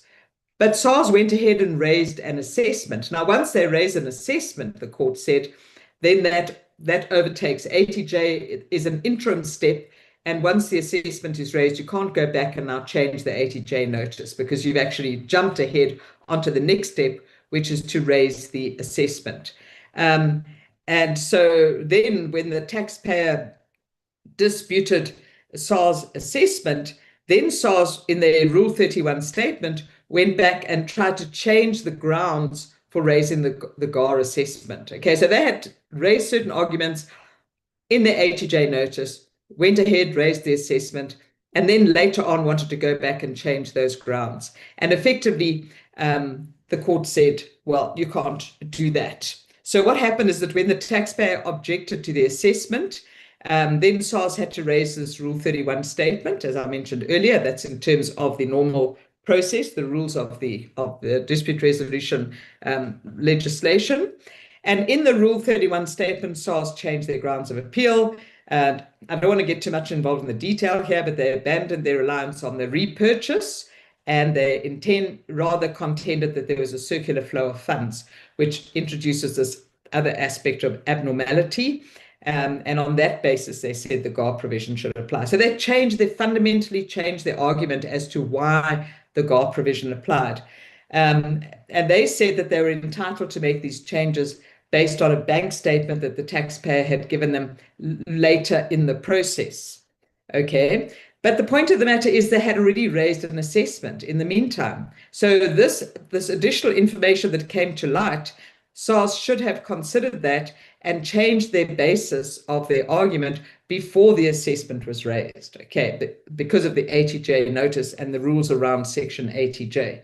So the taxpayer approached the tax court and contended that SARS Rule 31 statement was irregular. It was an irregular step. They were not legally permitted to change their reasons after the assessment had been issued. And that's the key thing, is that SARS had already raised the assessment. You can't now go back and change the grounds for the ATJ notice because that has been overtaken by the assessment. All right. So the key issue before the SCA was whether the commissioner had the authority to change the factual grounds for the GAR assessment. And the SCA noted that it's a question of power rather than procedure. So they said, simply put, was what the commissioner did in his Rule 31 statement a competent exercise of his powers under the tax laws? If so, then SARS appeal would succeed. But if not, the Rule 31 statement lacks a lawful foundation and the tax court acted correctly. SARS bringing this appeal from the tax court, which had held in favor of the taxpayer. And the finding of the SCA, and as already alluded to it, is that the commissioner can only change his reasons during that ATJ process of raising the notice. We're going to apply the GAR. This is our thinking. So the taxpayer comes back, counters the argument, provides additional information. SARS should then rethink their argument. And that should all happen before the assessment is issued. But once the assessment is raised, the additional assessment where SARS is applying the GAR provisions, that overtakes the 80J notice and it can't then be modified. So on that basis, so the SCA said that SARS Rule 31 statement was irregular, and they upheld the tax court's decision. But as I say, it's more on the basis of Section 80J than Rule 31.3. But let me just tell you what 31.3 says around the SARS statement. So we already spoke about the extent to which a taxpayer can change their grounds of appeal in their Rule 32 statement. What about the SARS statement? So in Rule 31.3, it says, SARS may include in the statement a new ground of assessment or basis, etc., unless it constitutes a novation of the whole of the factual or legal basis of the disputed assessment, or which requires the issue of a revised assessment. So SARS can't raise a whole new basis that requires a revised assessment. And in this particular case, they were saying that SARS, this is a novation of the factual basis of their assessment. Okay, so the reasons why they wanted to apply the GAR provision, they changed along the way, and they were saying you can't do that, particularly relating to Section 80J and the rules around the Section 80J notice. So SARS lost that particular appeal. So that was in March. And that was an SCA judgment. And then in April, we had the big clangor. We were all waiting for this judgment. The hearing took place in September 2025. So it took us all these months, 7 months later, that we actually had the judgment that was handed down. The reason is because it was an incredibly technical question that was, in fact, a couple of technical questions, 2 to be precise, that were being looked at. And there was a split decision. There were 10 judges on the bench at the Constitutional Court. 9 judges went one way, that's the majority judgment. And then we had one judge, Rogers, who penned the minority judgment. And interestingly, and I'll refer to it as we go along, but if you remember that United Manganese and 4 other tax cases that came before the Constitutional Court kind of early last year in 2025, looking at Section 105 and what are the grounds for a review, etc. And Rogers penned that judgment, which covered 5 cases. And it was a brilliant judgment, very well written, very well reasoned, very well thought through.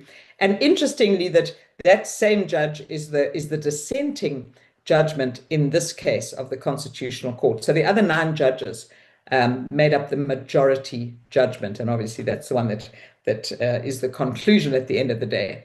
So this case, it had its roots back in, well, actually, I think the actual transactions happened in the sort of 2015 era.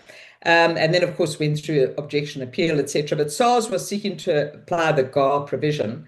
And we picked this up probably in 2021, we would have discussed it, because that's when we had the High Court judgment around ABSA and SARS. And then that went through to the Supreme Court of Appeal. And then that formed part of that 5 tax cases judgment with the United Manganese and the various other taxpayers in last year's Constitutional Court judgment. But that was really just whether there were grounds for Section 105 review. And the court came to the conclusion that in ABSA's case, there were grounds. Remember, there were 5 cases. They weren't all successful, if we could put it that way, but ABSA was. They were considered to have had grounds for review under Section 105, and that's why this case then went through to the Constitutional Court. And it's all linked back to this question of SARS application of the GAR provisions. And so I'm going to give you a little bit of a condensed version of a detailed explanation in a condensed way of the GAR provisions here. Okay, and it all comes back to this question of avoidance and evasion. Okay, we all know that tax evasion is illegal, and when people use fraudulent ways, falsification of books, omitting income, falsifying deductions, that's evasion. That's illegal, criminal act, and it's not catered for in the legislation because it's illegal. It's outside of the legislation. Tax avoidance, on the other hand, is when a taxpayer wants to use a legal way of minimizing their tax liability. And we had the principle way back in the Duke of Westminster case of 1936 that said that every man, back in those days, they only thought of men, right? Anyway, any person is entitled if they can, to order their affairs so that the tax attaching under the appropriate acts is less than it otherwise would be. If he succeeds in ordering them so as to secure this result, then however unappreciative the commissioner or his fellow taxpayers may be of his ingenuity, he cannot be compelled to pay an increased tax. Now, yeah, I mean, that judgment and the principles underpinning that judgment have received a fair amount of criticism in later years, but the point remains that tax avoidance in itself is not problematic, all right?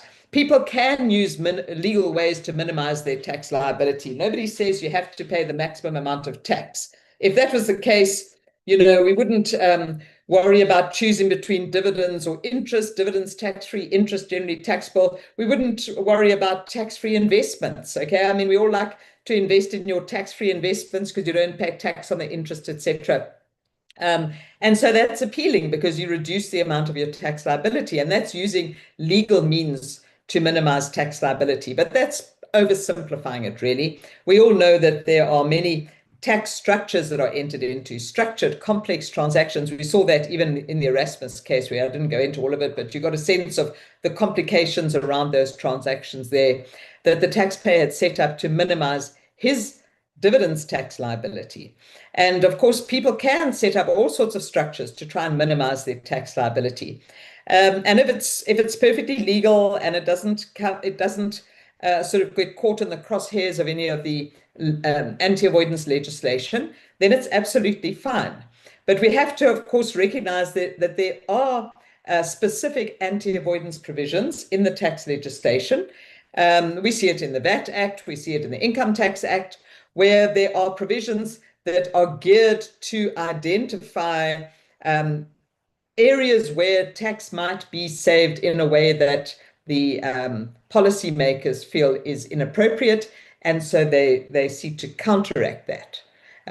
So we see, for example, even Section 7C, Cap C, right, where we've got loans to trusts, interest-free or low-interest loans to trusts, can result in a deemed donation.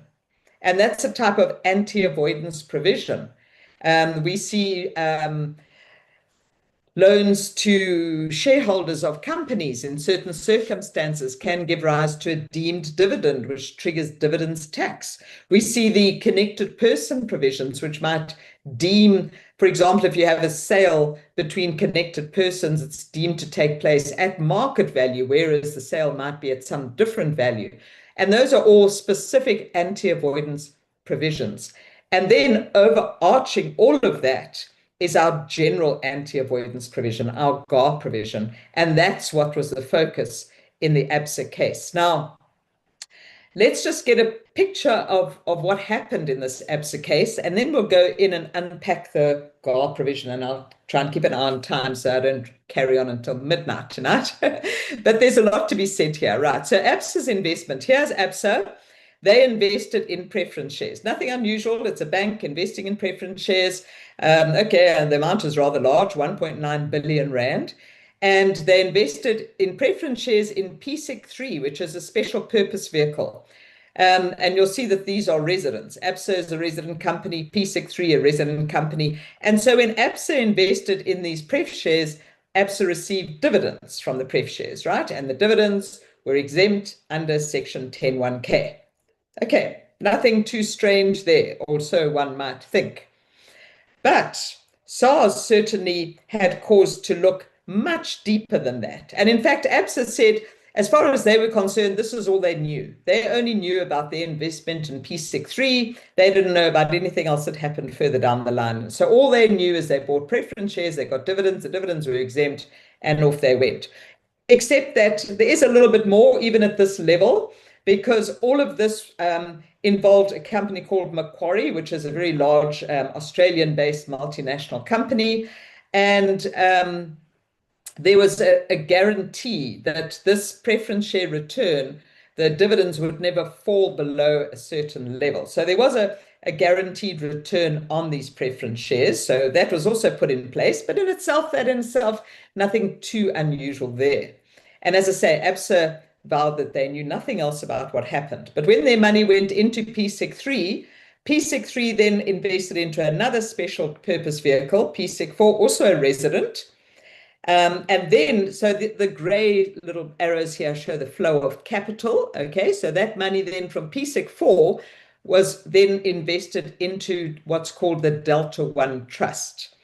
And the Delta One Trust is a non-resident. Now, nothing to do with ABSA. Okay, ABSA's all the way up here. Their only connection was they invested into PSEC 3. Okay, but the flow of funds went down and ended up in this non-resident trust called the Delta One Trust, of which PSEC 4 was a beneficiary, and this was a capital investment that they made into this trust, a non-resident. Okay, now this non-resident trust, Delta One Trust, lent that capital to MSSA, the South African subsidiary, Macquarie, South Africa.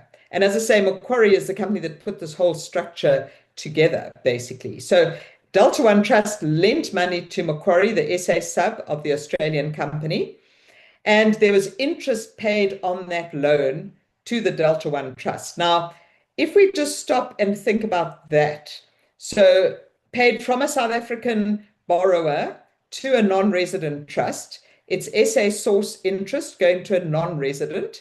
If we stop there, then we would say that interest in the hands of a non-resident is exempt under Section 10(1)(h) of the Income Tax Act. Okay, but if that interest was distributed through to the beneficiary PSEC 4, it would not be exempt because PSEC 4 is a resident. So that 10(1)(h) exemption would only apply if the interest remained in the trust. But if it was distributed to PSEC 4, it would not be exempt. It would be taxed there. And if that interest was taxed there, then of course there would be a net amount, a smaller amount that would then go up to PSEC 3 by way of a dividend, okay, and then the dividend up to ABSA. But there would have been tax at this level of the transaction because of the interest and Section 25B, where you've got the income attributed to the beneficiary, taxed in the beneficiary's hands. So there would have been tax here. Now, this is where things get interesting. So what happened is that the interest that was paid to the Delta One Trust, they used that money to do an interest swap, and they switched out into Brazilian bonds. All right. So by switching out into Brazilian bonds, that offset the interest that came in, the South African source interest that would have been taxable. Instead, they ended up with interest on Brazilian bonds. Okay, now the interest on the Brazilian bonds was actually tax-free. And the reason why it was tax-free was because in terms of the South Africa-Brazil double tax agreement, that provides that interest on bonds is taxed only, it's government bonds, right? Is taxed only in the originating country, in Brazil. And as it turns out, Brazil provided an exemption for that interest. So there was no tax on that interest. So instead of getting taxable South African interest coming through here, that was swapped out and swapped for tax-free Brazilian interest. And that tax-free Brazilian interest then transferred through to the beneficiary. As I say, in terms of Section 25B, it would be exempt under the double tax agreement. It would not be taxable. So instead of having taxable interest, it's been swapped out in exchange for tax-free interest, using the double tax agreement and switching into Brazilian bonds to get access to that double tax agreement. And so that meant that there was no tax actually siphoned off over here. We then had the full amount of interest that was available for distribution, and that went as a distribution as a dividend from PSEC 4 to PSEC 3, and then from PSEC 3 through to ABSA. So there's no doubt that there was an unusual transaction that happened over here, all right? And that, yeah, when we look at the requirements for an impermissible avoidance arrangement and whether there's a tax benefit, I think, you know, the general feeling is that, yes, there is something odd that happened over here, and that gave rise to a tax benefit over here. But the question is, did ABSA get a tax benefit? And was ABSA party to this impermissible avoidance arrangement? Because here's ABSA over here. They got a dividend, which they said was tax-free. Obviously, they got more of a dividend because there was no tax paid further downstream here. But did that mean that they were party to an arrangement and that they had derived a tax benefit? SARS said, yes, they have.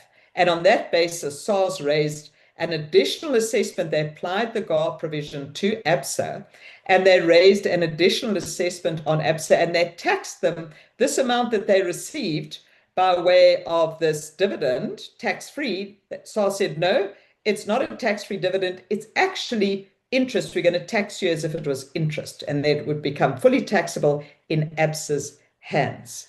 And ABSA said, you can't do that because we are not a party. If there is an impermissible arrangement going on over here, we are not a party to that because we did not know about that arrangement. All we knew about was our investment into PSEC3. We had no knowledge of what happened downstream.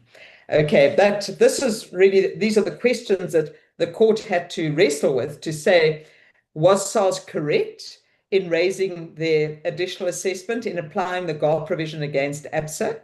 And as I say, it was a 9-1 decision that went in favor of SARS at the end of the day. Now we'll just unpack this and see how they got to that. So looking at the GAR provisions, it set out in section 80A through to 80L of the Income Tax Act. And this came into effect in 2006. Before that, we had section 103, and before that, we had section 90 in the old Income Tax Act, all right? Section 103 in the Income Tax Act of 1962, but it came in from 1979. And many of you will remember the old section 103(1).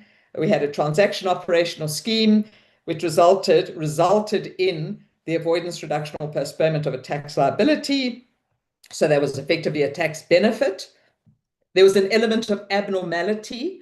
So looking at the circumstances, either it was entered into a manner not normally employed for bona fide business purposes other than obtaining a tax benefit, or it created abnormal rights and obligations. And the purpose must have been that this whole transaction operational scheme was entered into solely or mainly to obtain a tax benefit. Now, the whole question in 2006 is, why are we now moving away from section 103? I mean, it hadn't even really been fully tested in court.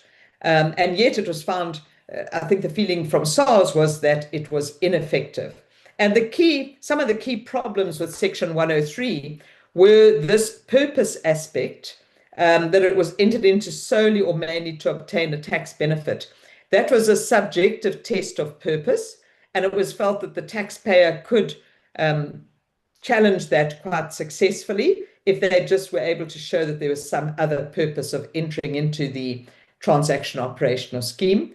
And another big aspect was the abnormality, because here it spoke about it was entered into in relation to a manner not normally employed for bona fide purposes other than obtaining. And so the argument was, well, when you start entering into transactions frequently, then it's no longer not normally employed. So frequency can actually result in this abnormality fading away. And what would be regarded as abnormal in the first transaction, by the time you have 100 of these types of transactions, it's no longer regarded as abnormal. And so that abnormality becomes more difficult to prove. And so it was felt that section 103 was not effective, was not an effective deterrent. And so the GAR provisions were then introduced. And there was a huge amount of work done in putting these GAR provisions together. Now, you'll see that much in the GAR provisions is similar to section 103(1), but it's not the same, and it goes a lot further.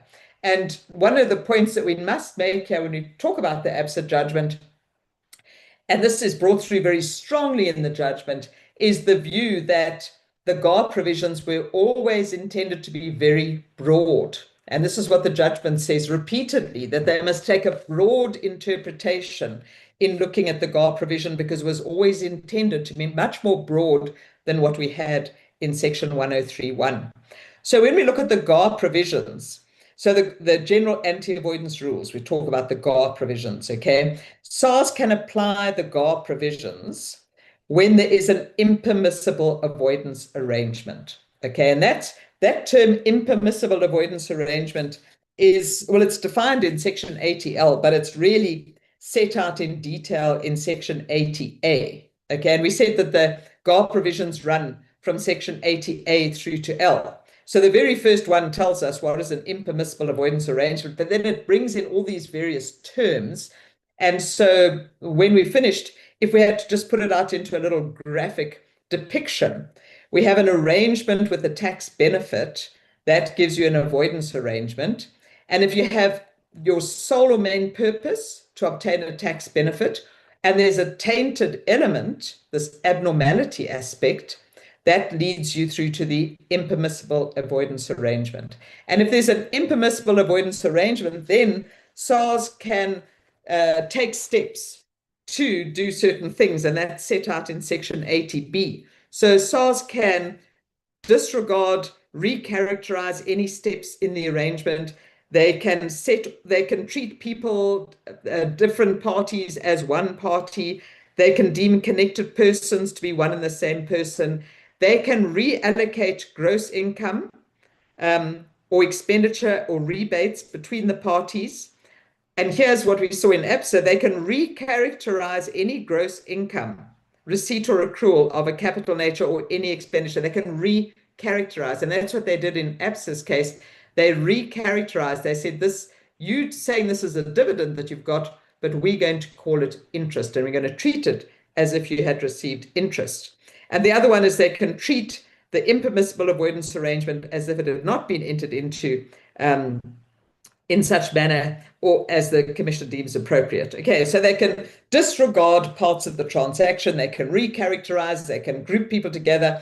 So effectively they can see through and tax as they see fit, where there is an impermissible avoidance arrangement. But there is a process they have to go to, and that's where we see section 80J, where they have to give notice to the taxpayer, give the taxpayer a chance to counter their arguments, etc., and then eventually it goes through to the additional assessment. So if we look at these different components, we'll see that, as I say, impermissible avoidance arrangement, that's the key.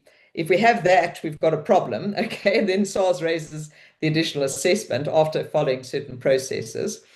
But that's set out in section 80A. And then we've got these various terms that are defined.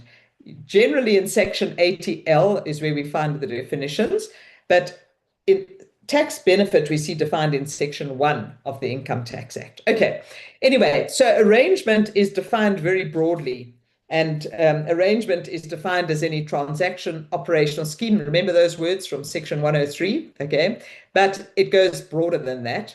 So arrangement is transaction, operation, scheme, agreement, understanding, whether enforceable or not, including all steps therein or parts thereof, and includes any of the foregoing involving the alienation of property. Okay, so arrangement is extremely broad. Any transaction, operational scheme, including steps within that. Okay, an avoidance arrangement is when you take an arrangement, add a tax benefit, that gives you an avoidance arrangement. Okay, so a tax benefit is defined in section 1 as any avoidance, postponement, or reduction of any liability for tax. And when we talk about tax in this context, it's any tax, okay? But of course, when we apply the GAR provisions, it's only in terms of taxes that are applied under the Income Tax Act. So income tax, dividends tax, donations tax, withholding taxes, okay?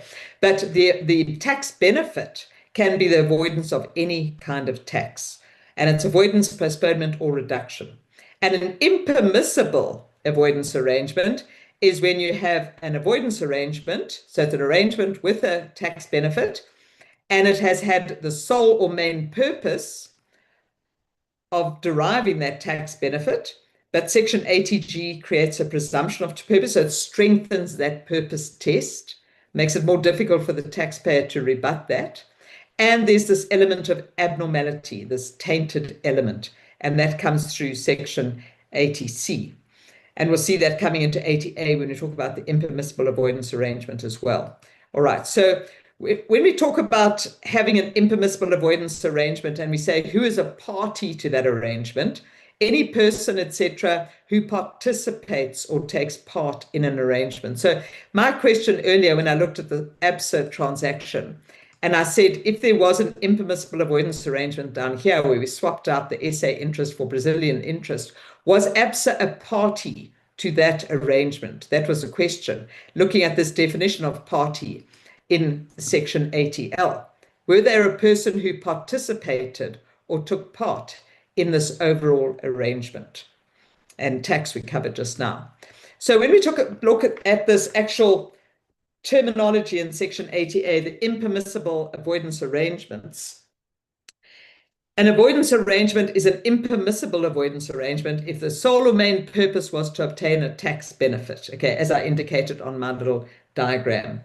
So we've got an arrangement with a tax benefit, and the sole or main purpose was to obtain a tax benefit, and we've got this tainted element, this element of abnormality. And what indicates abnormality is what comes next. So there's three different scenarios. In the context of business, and here we see what was in Section 103.1 coming in here, but at that, then you can see there's a whole lot more, okay? But so what we had brought in here, in the context of business, this arrangement, the avoidance arrangement, was entered into or carried out by means or in a manner which would not normally be employed for bona fide business purposes other than obtaining a tax benefit, or it lacks commercial substance. And that links into Section 80C, which goes into all the detail around what would indicate a lack of commercial substance. So that's in a business context. In a non-business context, like private individuals, all right, was this arrangement entered into or carried out by means or in a manner which would not be employed for a bona fide purpose? It just doesn't say business purpose, okay, other than obtaining a tax benefit.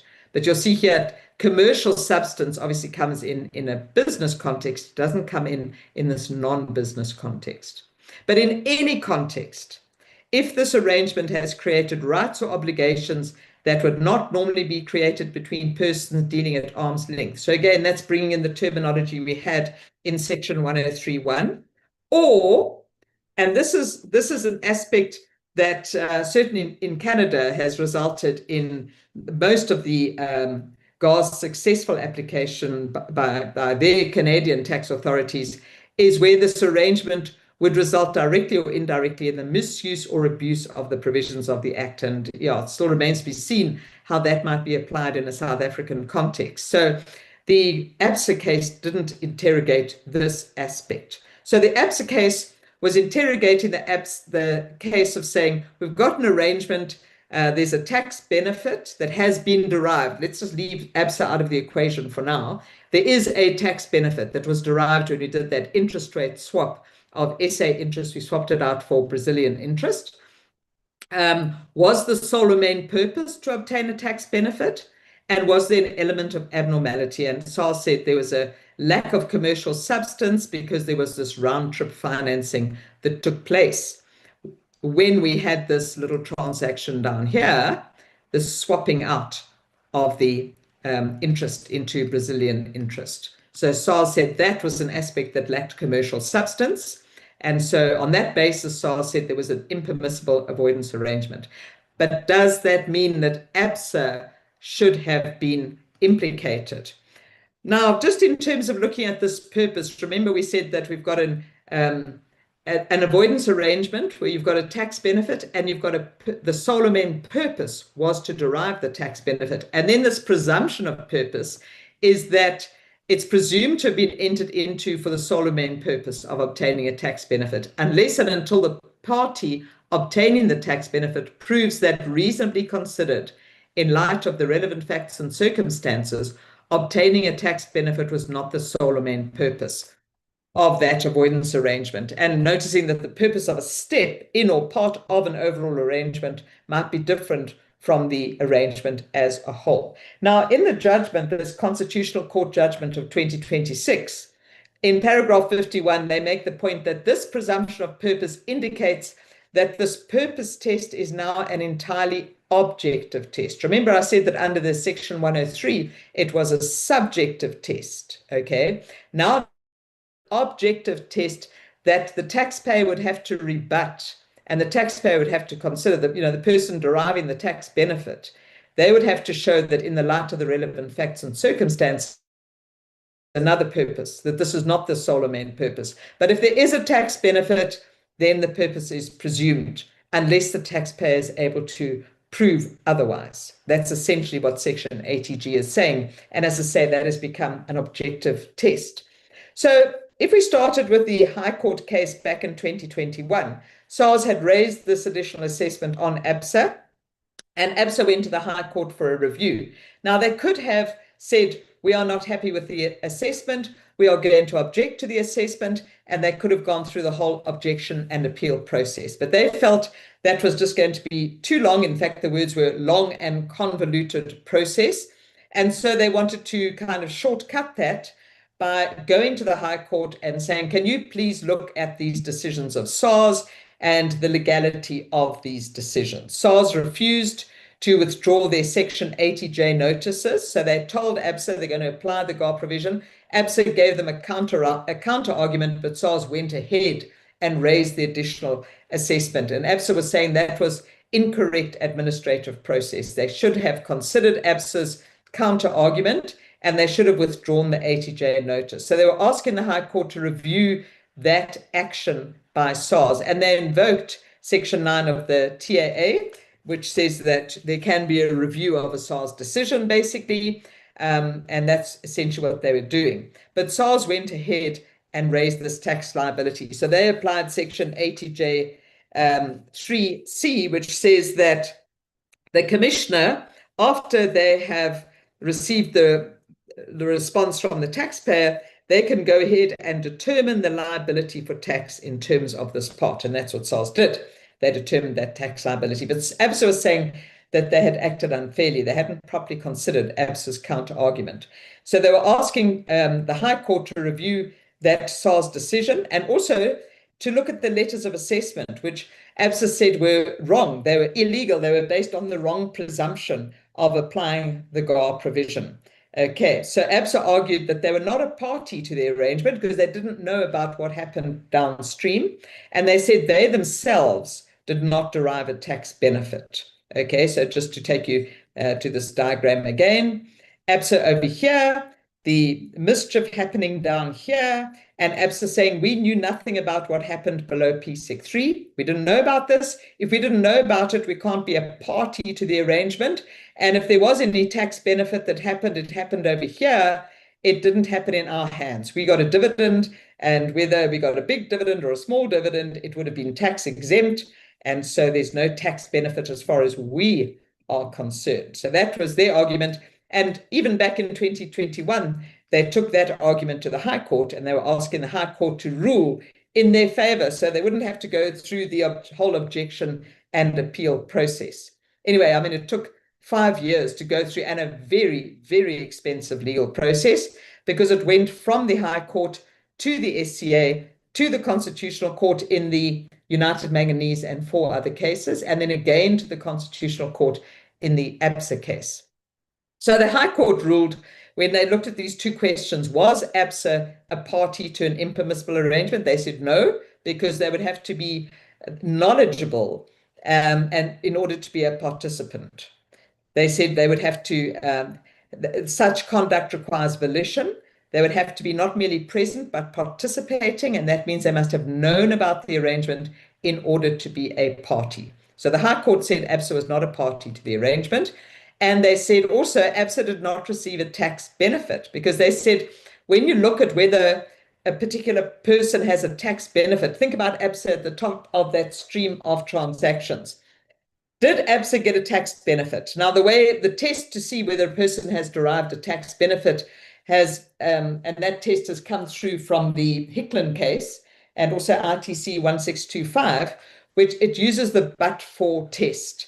And it says, but for this transaction, would there have been a tax liability? So ABSA invested in preference shares, okay? And but for this transaction, would there have been a tax liability? And the answer, they said, was no, because it was preference shares. They were always going to be tax exempt. There's no plausible link demonstrated between ABSA and these supposedly nefarious transactions, the one happening down at the D1 Trust. They said on the but-for test, the question is, but for the purpose of the preference shares in PSEC 3, how might an anticipated tax liability be evaded? They said there's no foundation that demonstrates such a result. So the conclusion of SARS is irrational. ABSA did not get a tax benefit. That's what the High Court said back in 2021. Okay, so they said that SAR's decision to refuse to withdraw the ATJ notices and the issue of the letters of assessment was unlawful and must be set aside. Okay, and then basically, to cut a long story short, SARS then appealed to the SCA. Now, in considering whether a taxpayer can make use of Section 105, that Section 105 review, okay, where you're taking a review, an application to the High Court to review the SARS decisions, okay, or to review the assessment.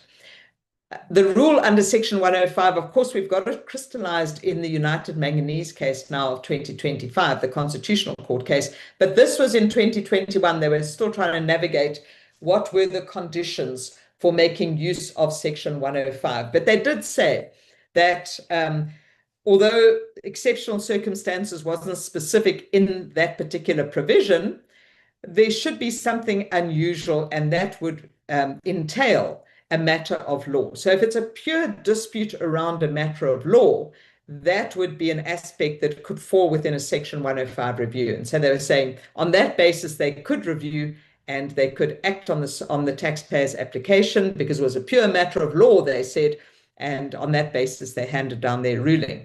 When SARS appealed to the SCA said, actually, they don't agree, okay?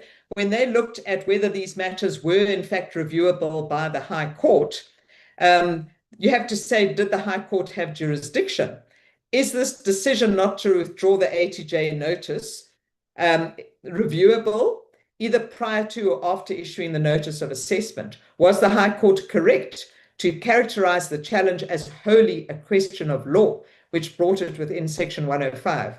And was the High Court correct in its determination of saying ABSA was neither a party nor did they derive a tax benefit? So these are the matters that the SCA was then considering, and that was in 2023, okay? And the SCA came to the conclusion they actually completely disagreed with the High Court, and they said, first of all, this is not a pure matter of law. When you're looking at the application of the GAR provision and a whole sequence of different transactions like this, it's going to involve both fact and law, factual disputes and legal disputes. And on that basis, it should not have been granted the Section 105 review, okay? In fact, they said the High Court had erred in finding that the dispute was purely on a point of law. They were incorrect in holding that there were exceptional circumstances to justify the hearing. And on that basis, of course, ABSA then appealed. And it turned out that there were 4 other taxpayers who had taken similar appeals through to the Constitutional Court. So they joined up with that cohort. And that's how we ended up with those 5 tax cases, United Manganese and 4 other cases, which came through the Constitutional Court last year saying, when can we use Section 105? What are the hurdles and what would be justified? Okay, and the Constitutional Court, they actually confirmed the High Court. So High Court went one way, SCA went totally opposite, and then the Constitutional Court went back and agreed with the High Court. Remember, it was Rogers, J, who penned the judgment of this case. And they confirmed the High Court's jurisdiction. They said it was a pure matter of law. The SCA had erred in characterizing the issues as factual. They said it's a pure matter of law. It was something that could be considered by the High Court. The High Court did have jurisdiction. And so then the remaining issues to be determined were whether the assessments should be set aside on the basis of legality, were there alleged legal errors, and then, of course, the appropriate costs order. So looking at whether those assessments were correct within the law in terms of applying the GAR provisions. Now, picking it up in that Constitutional Court case of 2025, all right? So this is when ABSA was part of these 5 tax cases, right? So their part of the judgment came in basically from paragraph 247, I think it was, and went all the way through. But just to pick it up towards the end of Rogers' judgment here, he said that since the SCA acted on a wrong principle and misdirected itself on the character of the issues, this court is at large to decide whether a Section 105 direction should have been given. And he said, absolutely yes, the High Court was correct. and the High Court was quite within its remit. They did have the authority, and they gave the appropriate order. Okay. And on that basis, there was leave to appeal that was granted through to the Constitutional Court, and that's what became the subject of this judgment in 2026. Okay, the ABSA judgment of 2026. So this is between ABSA and SARS. So ABSA saying, SARS, you got it wrong in assessing us under the GAR provision. We were not party to this overall arrangement, and we did not derive a tax benefit. And so the Constitutional Court said, in looking at this question, that there's two central issues that they have to consider. The first has two interrelated questions. Is there an impermissible avoidance arrangement as contemplated in Section 80A? And I've given you that whole thing of what it says there. So has that been met? Do we have an impermissible avoidance arrangement? And then if there is an impermissible avoidance arrangement, what constitutes a party? Who is a party to that arrangement? Does this require knowledge of all steps in the arrangement? Is ABSA a party? ABSA was saying, we are not a party to this arrangement. And SARS was saying, you are a party to the arrangement. And SARS was saying, you've also derived a tax benefit. And ABSA was saying, we did not get the tax benefit. So the second question was, can SARS invoke the GAR provisions against a taxpayer who allegedly hasn't personally gained a tax benefit? Remember, the tax benefit happened down at the D1 Trust PSIC 4 level. The question was, did ABSA derive a tax benefit, or did ABSA just get a better financial return? But that return in the form of a dividend will always have been exempt from tax anyway. So was there actually a tax benefit there? All right, so these were the two key issues that the Constitutional Court had to evaluate. And picking up in the judgment here, they said, the finding that the jurisdictional requirement entails an objective inquiry is fortified by 80G. Remember the presumption of purpose, and I said purpose is an objective inquiry. And that requires of the party obtaining a tax benefit to prove that, reasonably considered in light of the relevant facts and circumstances, obtaining a tax benefit was not the sole or main purpose of the avoidance arrangement. And they said this wording indicates an objective test on purpose. The focus is not on the taxpayer's stated intent or purpose, but on the reasonable prevailing facts and circumstances. And they said that's a fundamental change from Section 103, which had a subjective purpose test. Okay, so here, basically, the Constitutional Court, the 9 judges in the majority judgment, is saying, if you have a tax benefit that's come out of this arrangement, you presume that your sole or main purpose was to obtain the tax benefit unless you are able to counter that presumption, taking into account the relevant facts and circumstances. They said in this case, there's no doubt that this was an impermissible avoidance arrangement, okay, the overall arrangement, okay. The applicants do not appear to contest that what happened downstream constitutes an impermissible avoidance arrangement. So even ABSA accepts that there was probably some mischief further down line, but their argument was they didn't know about it. Okay, so on that basis of lack of knowledge, could they be regarded as a party to that arrangement? Okay, now they go back to the definition of a party in Section 80L, which I showed you earlier, that definition of party, and that says a person who participates in the arrangement. Now here we get to the point I was making earlier with this Constitutional Court judgment, that they throughout emphasize that one has to take a broad interpretation. So they said there's 2 ways of interpreting this. You could take a narrow or a broad. And he said his colleague Rogers, that was in the dissenting judgment, he said Rogers takes a narrow reading and says that participation requires volition and intention. Remember, that came through from the High Court judgment. And on that approach, a taxpayer could not be said to take part if they did not know. But they said that narrow approach is overly literal. The second approach is a broader interpretation, and that means that if you feature in this arrangement, okay, then you're a party. They said if you limit it to somebody who says they had full knowledge, that would frustrate the purpose. So they're using a very purposive interpretation here and a broad interpretation, all right? And they're saying that if you just feature in there, you're a party to the arrangement, whether you purport to know about the downstream mischief or not. And they say our law unequivocally sets its face against those who seek to avoid liability through willful ignorance.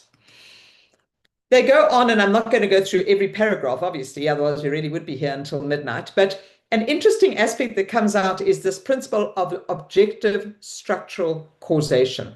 And that means when you take an objective view of this structure, and we have a certain outcome from the structure, the outcome of the structure is that tax was saved downstream at the D1 trust level, flowing through to PSIC 4. Out of that, there was a tax benefit. And although ABSA said they knew nothing about that, the fact that they were part of this composite scheme means that they were party to it. So they say the GAR is not concerned with moral fault, but with structural causation. There's a structure, it has an outcome, you're part of the structure, you are effectively part of the impermissible avoidance arrangement. They say the GAR hinges on whether a taxpayer's act forms part of a composite scheme, yielding a tax effect that Parliament disfavours. The GAR does not allocate moral blame or criminal culpability. It allocates fiscal consequences by reference to structural causation. So the question is not whether the taxpayer cognitively apprehended each step, but whether viewed objectively, its conduct formed a constitutive link in the arrangement. Okay, so they were saying ABSA formed one link in this overall chain, and it was ABSA's capital investment right up at the top that enabled all of the other flow of funds to happen all the way down, right through to the interest rate swap, the tax-free interest flowing through to dividends, coming back up to ABSA. And so they said, in essence, yes, ABSA was a party because they were a constitutive link in this overall chain of transactions. Okay. So that, very much taking this objective view, not whether the taxpayer knew about, that's not the question. They said the question is not whether the taxpayer knew or didn't know. The question is looking objectively at the structure. Did the taxpayer form part of the link in the overall chain? And they say this interpretation, this broad interpretation, prevents institutional actors from using willful ignorance as a shield against tax liability. So once an impermissible arrangement is established, SARS can determine the tax consequences for any party, any link in that overall arrangement. Then the other question, ABSA said they did not derive the tax benefit. The tax benefit happened down with the D1 Trust and PSIC 4.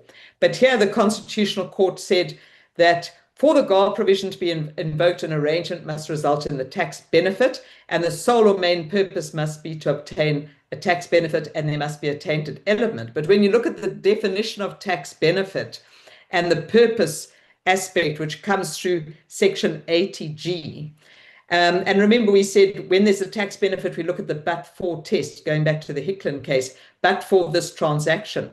But in this Constitutional Court judgment, they said when you look at that but-for test, it's not just to say, but for this transaction, but you must say, have a look at this transaction stripped of its avoidance features. Then we decide whether there is a tax benefit. And they came to the conclusion that there was very much a tax benefit. Now, ABSA said there was only a financial advantage and economic benefit. They got a bigger dividend, but it was always going to be tax exempt. But the Constitutional Court upheld SAR's argument, saying that even if there was a requirement to show that ABSA got a tax benefit, the evidence demonstrates that it did. But for the artificial structuring of the transactions, that interest swap down at the bottom, with the further downstream entities plainly being mere conduits, ABSA's investment returns would have been taxable interest for a smaller tax-exempt dividend. Instead, they got this inflated dividend. So basically, at the end of the day, what came through and the view taken from the Constitutional Court, if I go all the way back to my little diagram over here, whoopsie, sorry, I've gone way past now.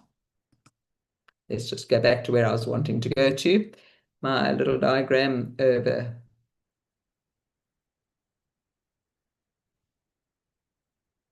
Just bear with me, sorry.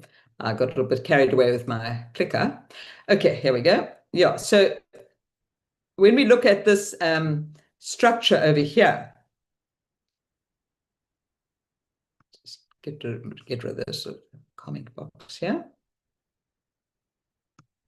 Okay, so when we're saying a tax benefit has been derived, all right? So the tax benefit being over here, but the court was saying ABSA, if you look at the overall structure, the reality of this overall structure is that all of these intervening special purpose vehicles really played no role other than to convert what would have been a taxable income stream into an exempt dividend stream. And for that reason, the court SARS and the court supported SARS' argument that they cut through all of that and said the underlying reality of this is that ABSA advanced a loan to MSSA and derived interest in return. And all of these other transactions that happened were put in place to convert what would have been taxable interest into tax-free dividends. Okay, so that was the eventual outcome of the decision, and it was very much upholding SARS' argument on that. So yeah, it's interesting on that basis, SARS raised this additional assessment on ABSA as if they had derived interest income, because they said ABSA was a party to the arrangement and they had obtained a tax benefit, because you don't compare the but-for test doesn't say compare what they did to what if there was no transaction, but compare what they did with the proper construction, the transaction stripped of its avoidance features. Okay, so at the end of the day, the conclusion was that SARS was correct in upholding the GAR provision. And they looked at the substance over form, right? Recharacterizing the income as interest income and cutting out all those intervening parties and saying in substance, what really happened is that ABSA had advanced a loan to Macquarie. Rogers, of course, was the one dissenting voice. He said that in order to be a party, you must know. There must be consensus and a meeting of minds. You have to know that you're part of the overall arrangement. And he said ABSA didn't know. And he said ABSA itself didn't derive a tax benefit. They only got an economic benefit, as I explained earlier, but the tax benefit happened way downstream, and it wasn't ABSA's tax benefit. But unfortunately, unfortunately for ABSA, that was one voice out of 10. So the final order was that ABSA's appeal dismissed and SARS assessments upheld. And I think the key thing here is that the GAR provisions, according to this Constitutional Court judgment, will be applied very broadly, all right? And the purpose test is an objective test, and it makes it that much more difficult for the taxpayer to counteract that. So if there is a tax benefit, the presumption in Section 80G is that the sole or main purpose was to achieve the tax benefit, unless the taxpayer is able to rebut that, taking into account the prevailing facts and circumstances. And if you're a party to an overall arrangement that gives rise to an impermissible avoidance arrangement, then you are a party. The GAR participation is functional, causal, all right, rather than knowledge-based.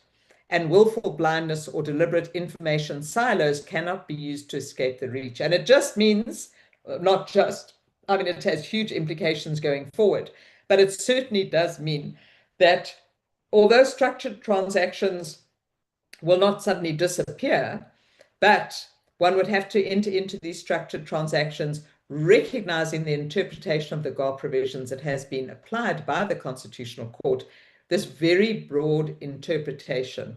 And, you know, ABSA's arguments around why they were not party and how they did not themselves derive a tax benefit, those arguments did not hold sway as far as the Constitutional Court was concerned. So a very significant judgment, and I think the whole business community still needs to really work through what this all means, but it certainly means that the stakes are higher, the risk is greater if you are entering into structured transactions, and that you really would have to make sure that you can defeat that purpose test, all right, the sole or main purpose, and the abnormality aspect, if there is an arrangement with a tax benefit. Remember, there would also have to be purpose and abnormality in order to be an impermissible avoidance arrangement. And if you could defeat those, then you would be okay. But if you can't effectively counteract those arguments, then you end up with an impermissible avoidance arrangement, and SARS then goes ahead and raises an additional assessment applying the GAR provisions. Okay, and I think that's brought us in good time. So it does mean that there are a couple of minutes if you do have any questions, and I'm going to hand back to Stan and Danny. I don't see any extra questions coming through here. I hope I haven't completely boggled your minds with all of this information, but I hope it has given you a good sense of what this absent judgment is all about and what this means in terms of the interpretation of the GAR provisions going forward. So thanks very much, everybody. Enjoy the rest of your day. I'll say goodbye. Thank you, Danny. Oh, thanks again, Jackie. Oh, well, leave me away. So yes, if anyone got any questions, I'm gonna just quickly clear what's already been asked. Anyone has questions, they're free to ask. If that's a complicated thing and you spend too much time, just raise your hand. I can give you permission to talk, and you can also say your question if that's easier for you. Just let me know. I'll give you a couple of seconds to think.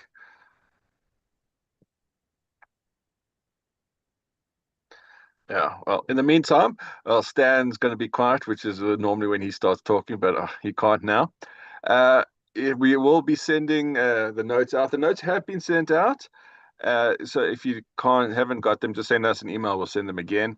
Next month, we have Hugo van Zyl, who's going to talk to us on the changes of exchange controls. There's been a big update, or there's a big draft at the moment.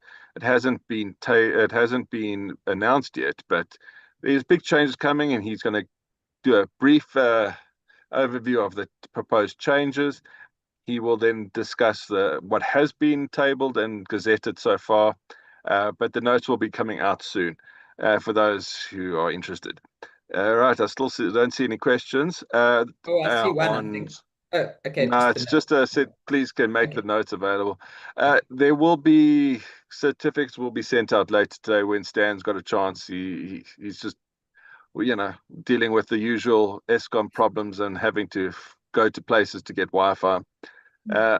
But I hope everyone enjoyed. If there's any issues and other questions that you want to answer privately, you can send to me and I will pass them on to Jackie. And great.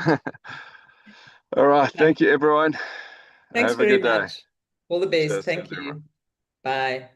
Bye.